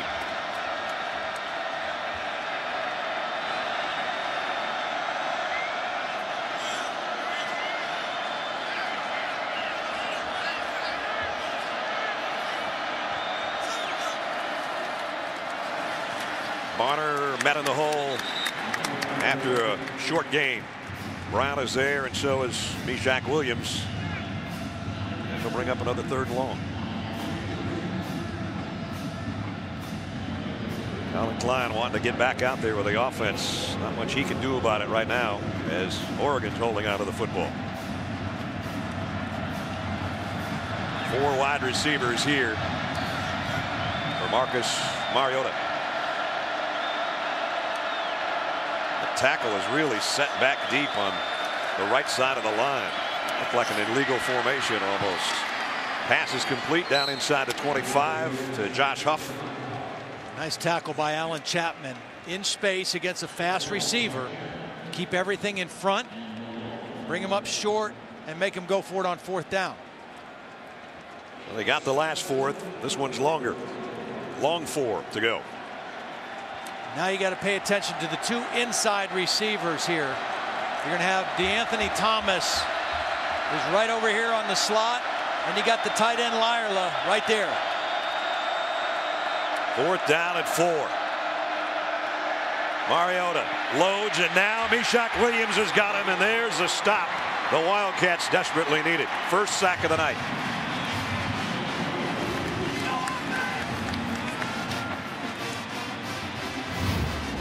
Good coverage downfield created this opportunity for Meshach Williams. You see the play action. Mariota has nowhere to go with the football, and this time he's not able to get out of the pocket. Everett Benyard to third was the tackle, got beat by Meshach. We've seen Mariota be able to get outside quite a bit today. That time Meshach said nuh-uh. So Colin Klein on the offense with an opportunity here from the 28-yard line. Pump fakes, wanted to go long. Now he does go that way over to Harper, and was the ball out at the end of the play? Guess not. Ruled down after a pickup of 6 or 7. Haven't been able to get anything downfield with the passing game, and that time of possession was all big for Kansas State in the first half, and the 3rd quarters belonged to Oregon. But the key with time of possession is you have to pay it off with points, and they weren't able to do that enough when they had chances in the first half, and now Oregon has extended their lead. 2nd and 4. Hubert got the first down as he got out to the 39-yard line. Let's check in with Holly. Well, Colin Klein's a great leader, guys, but usually he does it by example. He's not a rah-rah guy over on the sideline. So I believe it means something when before this possession he got over, got in the faces of his offensive linemen, are like, come on, guys, you've got to help us out here. They were great in the first half, but they've taken a step back trying to get this running game going. That drop line is what's unique. 10 yards rushing is all tonight for Colin Klein.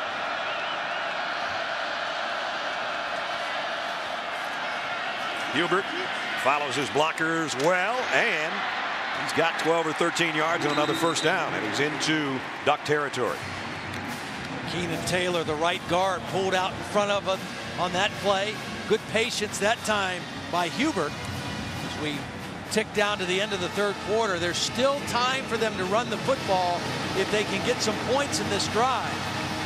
And they're not built offensively to just drop back and throw it every down. Last play of the 3rd quarter, barring a penalty. Klein loads, reloads, and now Colin's going to run with it, and made one guy miss, and he got a big gainer down the sideline to the 32-yard line to end quarter number 3. Pocket in motion toward the ball. The gives to Hubert. Cuts it outside, trying to follow his tight end Tannehill, and he got collared on the sideline after a pickup of 7. See, with the entire 4th quarter remaining, if you score a touchdown here, you still can have balance in your offense. If you don't score here, then you pretty much lose the value of a running game. And so this drive is critical for Kansas State to not only keep the ball, but to score a touchdown so they can maintain balance in their offense. Hubert cuts back to the middle and got 2, actually still not down, and now he is. Taylor Hart wasn't going to let him go anywhere. Hart, another big defensive end. The 2 defensive end starters for Oregon are 6'6" and 6'7". 3rd down and 1. Got to be 2 down territory no matter what.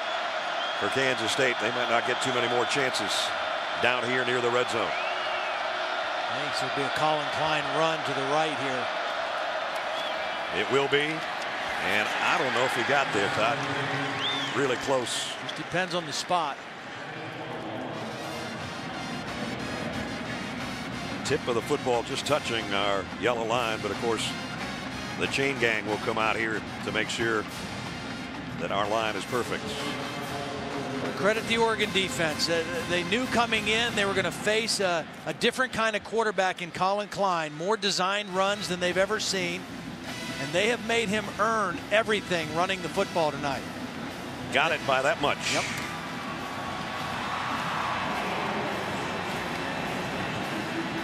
So the drive stays alive. Remember their red zone misses tonight. They missed a field goal. They made a field goal. And they got a touchdown. And if they get back in here, they've got to keep this one going. Again, that full house backfield with Wilson, the fullback, in front of Hubert. Now they may shift to the other side, and that might mean option coming this way. Again, the movement of Hamuli, number 90, I think has caused some problems. Throw out. Harper makes a nice cut, and another one back to the sideline before a whole flock of ducks finally shows up. He got 9 yards.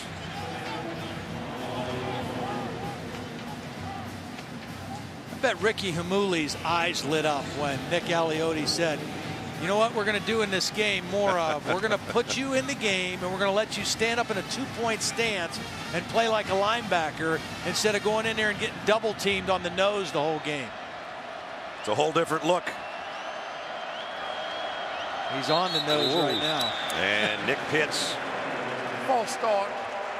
No 50 on the offense. It's a 5-yard penalty. Still second down. 5th penalty, I think, for Kansas State. Again, that's been one of their strengths coming in. One of the least penalized teams in college football, averaging 3 penalties per game, and they're already over that mark. And they back themselves up again near the edge of that red zone at the 18. Second down at 6. Hubert's been good on this drive, and he's good again. Looks like he might have another first down.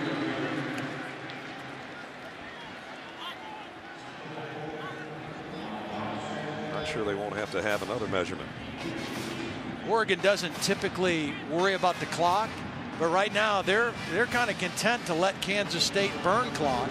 They certainly want to keep them out of the end zone, which they've been able to do pretty successfully tonight. But they don't mind Kansas State using time off the clock right now. In fact, in this third quarter, in the second half, Oregon has about a 4-minute advantage in time of possession. Very seldom anymore do you see 2 measurements on the same series. Both first downs.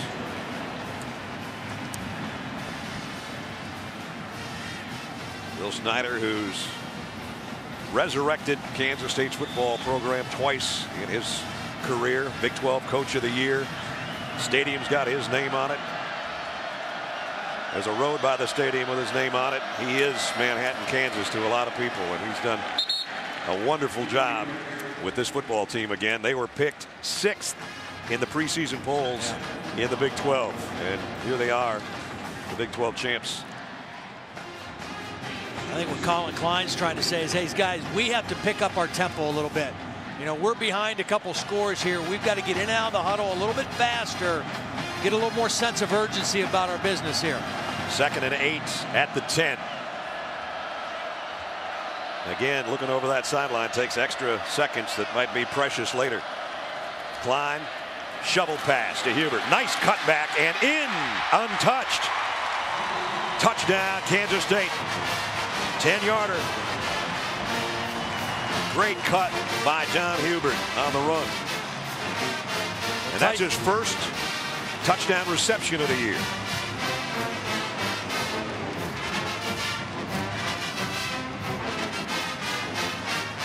Michael Clay is the guy down on the play.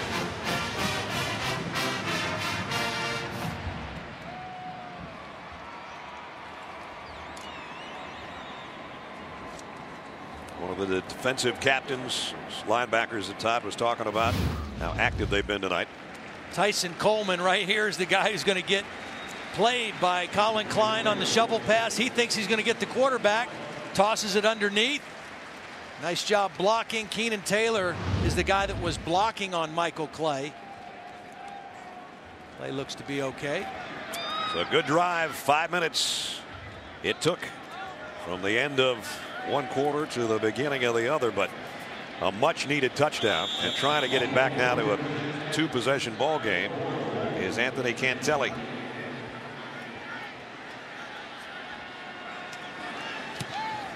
And it's good.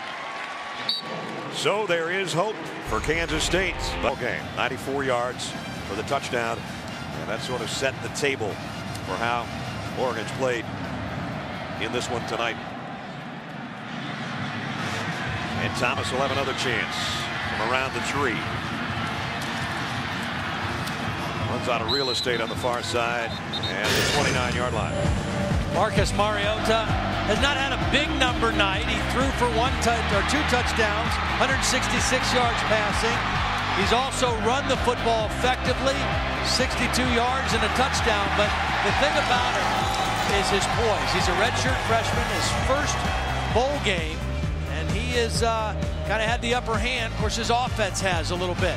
Colin Klein, pretty good on that last drive, but a rough night for the most part. Colin Klein finishing his Kansas State career, and he was a Heisman finalist this year. You got to look at Marcus right now with the future he has in front of him, and he might be one of those guys that heads to New York someday. Pickup of a yard for DeAnthony Thomas. Randall Evans made the stop. It's interesting because a lot of people thought Oregon was going to have some problems this year because they were losing Darren Thomas, who had another year of eligibility, could have come back as a starting quarterback. Well, Michael James, their running back, was gone. Chip Kelly said, you know what, we knew what we had with Barner and Mariota, and their backup quarterback, Brian Bennett, is pretty good too.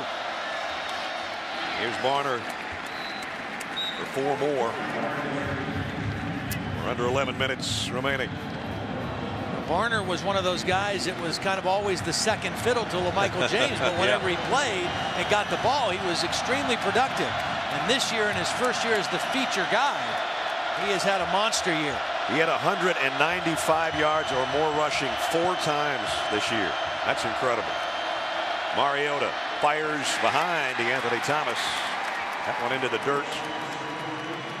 Well, the good thing there for Kansas State, not only do they get the stop, but the clock stops on the incomplete pass. And it'll bring up a punting situation for Jackson Rice. And Colin Klein getting his headgear back on and ready to come back out there. As Todd said, that didn't last long. Only 68 seconds off the clock.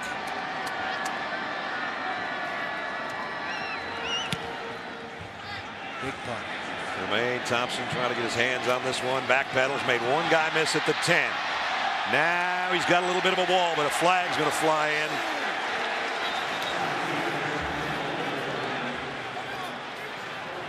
We're going to have a illegal block on the return. And a long field facing Colin Klein in Kansas State. Carl Miles might have been the guilty party.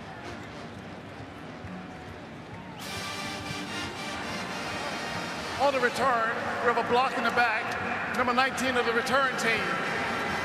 Half distance, first down. Timeout on the field. That backs it up, and Kansas State's going to be. The good news is they got the ball back. The bad news is they're a long ways from the end zone. Colin Klein from his own goal line. Flushed out of the pocket. Throws on the run, completes it out to the 13 to Tyler Lockett. I think with your Kansas State, you got to have a little bit more urgency about you, and you got to be smart to use the field. Use the sidelines to stop the clock. You know the clock stops on first downs. You don't have to go to a straight out hurry up offense, but you have to play with more urgency than you have at any point in the game so far. 3 wideouts to Colin Klein's right. But he'll keep it on the ground to Pease. Pease running that way. Got some good blocks from his wideouts. And he got it out around the 28-yard line. 14-yard run by Angelo Pease. Nice little change up with Pease. Looked like he was going to bust this all the way outside, and he made a nice quick cut, planted that right foot, cut inside for the first down. And again, the clock stops as they reset the chains, and you're back ready to snap the football. With about 9.5 minutes remaining, they'll get the snap. And now we got false start again. This time it's Cornelius Lucas. 78 offense. It's a 5-yard penalty. Still first down. And that one just flat looked like he didn't know the snap count. That's the 7th penalty against Kansas State, and that's a lot for them. I think Kansas State's taking too much time at the line of scrimmage, Joe. At this point, you're not going to get the perfect play called from the sideline. Yeah. You got to go up there, let Colin Klein, your senior quarterback, call more from the line of scrimmage and run your offense. And here he is trying to run to get back to the line of scrimmage, the original line of scrimmage, and can't get there. We got a couple. Now again, as Todd says, you got to get lined up and go, because we're under 9 minutes now remaining. And remember, they used one of their timeouts way back the very beginning of the third quarter.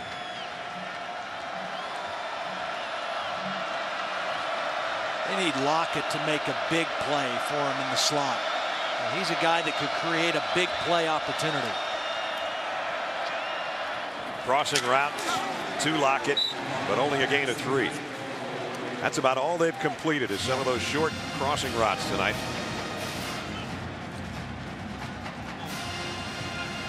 Again, you know, this Oregon defense that's played well, and they've played some good wide receivers and quarterbacks in the Pac-12. That's what you face week in and week out.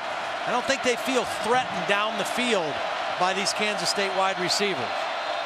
Harper is up to the top of your screen. And again, way too much time being used.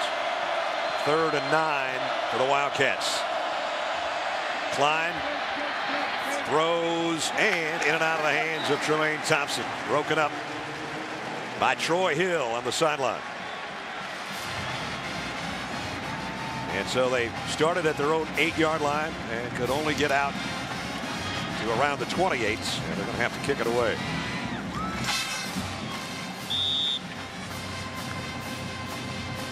Braylon Addison has been doing a great job on fair catching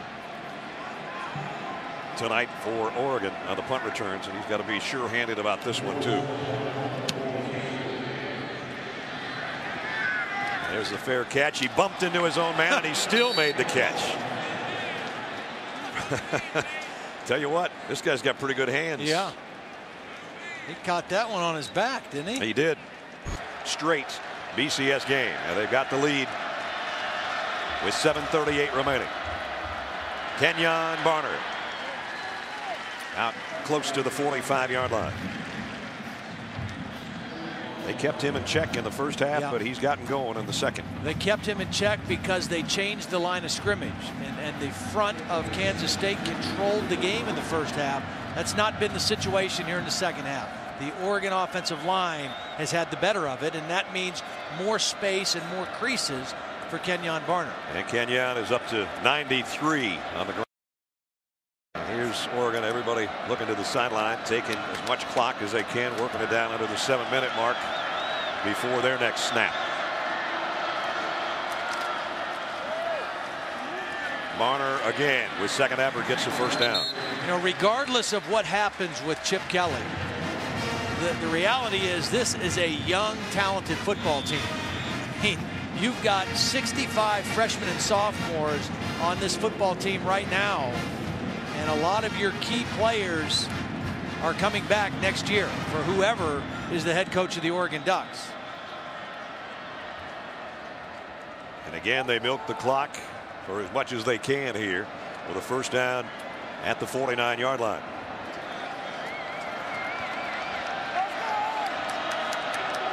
Mariota with Barner in the backfield. Gives it off to him again, and Kenyon almost broke that one. Nigel Malone holding on for dear life. Still a 15-yard pickup, and he's over 100 yards on the night. Now, just again, you give him a little crease. He didn't have much room in the first half. He didn't get frustrated. He didn't get discouraged. He just kept Staying with it. And now because they got a chunk play out of it, they go back to somewhat of a hurry-up offense. You were talking with us today about that. When they get a big play, they tend to turn around and want to get another big play on you. Yeah, no matter where they are in the game, you know, even though it behooves them to use as much clock as possible right now, that's just not their nature. They're going to do what they do. There you go. No huddle, no mercy. Now they do slow it again to get it down closer to the 5-minute mark. High snap. He gets it to Barner anyway, and Kenyon's got another first down. Well, Childs made the stop, but 6 more yards, and they move the chains again.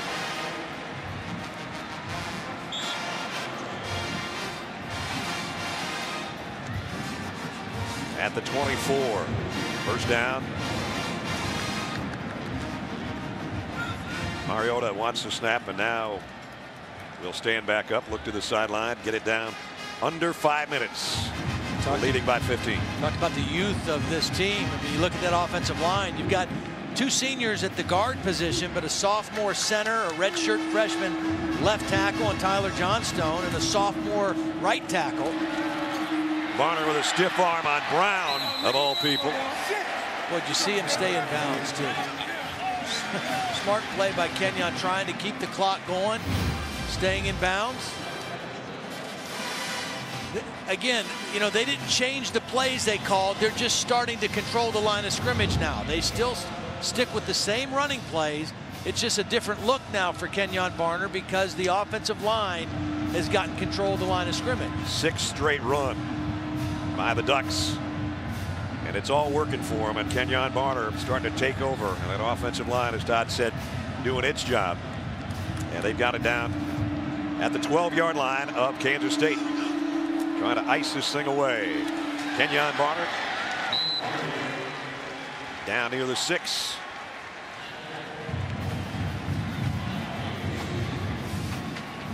Kenyon Barner approaching the school record for all-purpose yards. Wow. That's a lot of production.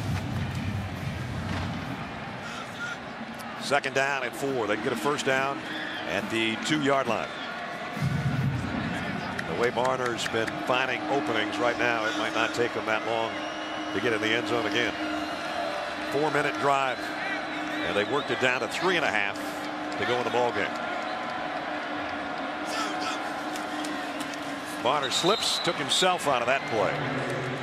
You know, the one question I would have about Oregon as you look ahead, as Barner leaves and his replacement as the feature back, Anthony Thomas, there's about a 20-pound difference in weight. You know, and you see Barner right now running a lot of inside runs, and he's not a guy who's going to run over you, but he's strong enough to run inside. And you know, can Anthony Thomas take that same kind of pounding on inside runs? That'll be a big question, how much weight he can gain without losing his speed and his elusiveness that makes him so special. Byron Marshall might come into play there too, the true freshman, who's put up some pretty good numbers despite being the number 3 guy. And again, they'll bring Kenyon down shy of the 5-yard line. But the important part is how much clock the Ducks used on this drive. They really didn't need any more points, but they have used 5 minutes and 4 seconds. Timeout on the field. Kansas State's going to take its 2nd timeout. They've got 1 remaining and just 2.5 remaining in the Tostitos Fiesta Bowl. Donato for a 23-yard field goal attempt.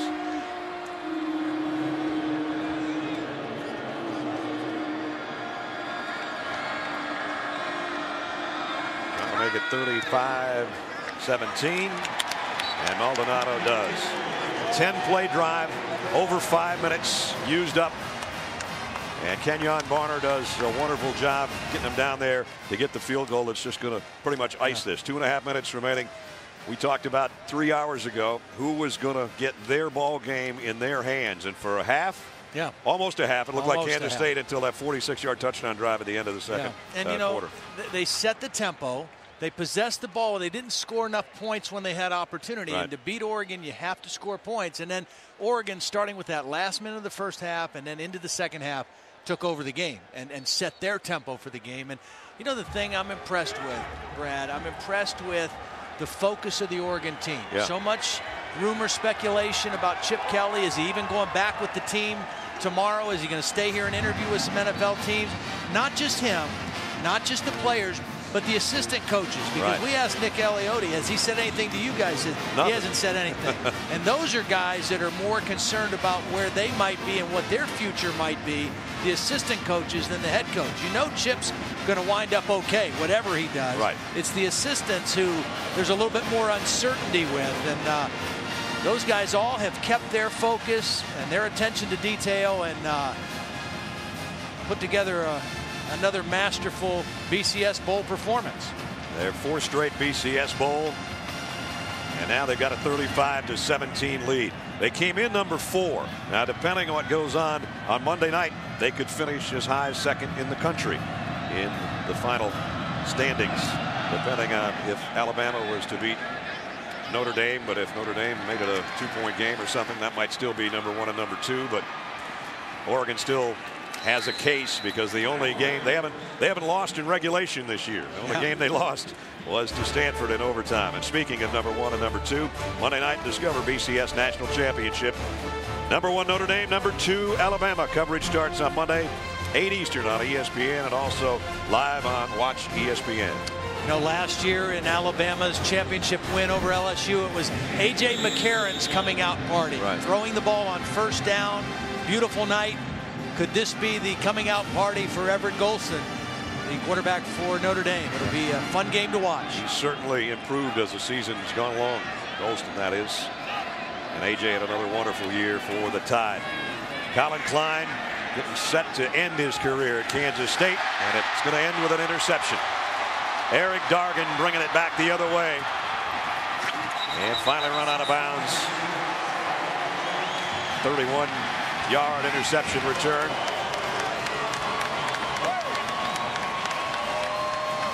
As we take a look at the DirecTV Ultimate Picture Cam replay of this one.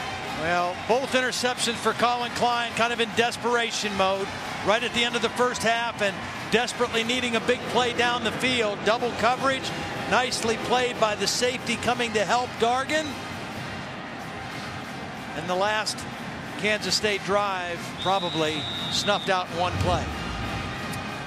Not the way Colin wanted to go out with a 2-interception night after a brilliant career. And the joy that was on his wife Shaylin's face earlier when he scored a touchdown, it's dissipated. And for this Kansas State crowd also, that has taken an effect. And I mean, they came in full force to back this team in this Tostitos Fiesta Bowl. There's a lot of purple in this building, but a lot of it is filed out now. And it's the Ducks fans that are having a good time. Well, you know, these are two outstanding football teams, but I mean, Oregon coming in, most people thought was a little bit better, and through the course of 60 minutes has proven that they're a little bit better. This is a team that was, you know, a missed field goal in overtime, potentially away from playing for a national championship. Yep. Now with a minute and a half to play, Marcus Mariota is going to take a knee here. We want to thank our crew for a sensational year. Scott Johnson and Phil Dean in the truck, our leaders up here in the booth. Clint Deans, Pat McGrath, the best in the business, our spotter and statistician, and everybody, all our guys in the tape and all our camera people. We're a family on the road, so the family splits up after tonight and goes separate directions. Some to basketball, some to other things. I go to watch basketball. That's you what go I'm to talking broadcast about. basketball. Another knee, and that's about going to do it. Now the Oregon Ducks proved that they are indeed worthy of their ranking. Chip Kelly getting hugged by his players on the sideline. They're wondering right now, I'm sure, if they'll get a chance to hug him again next year.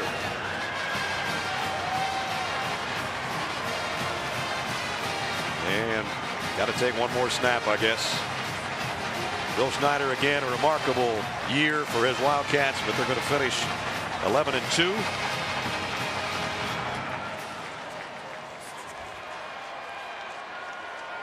And the final score is 35-17.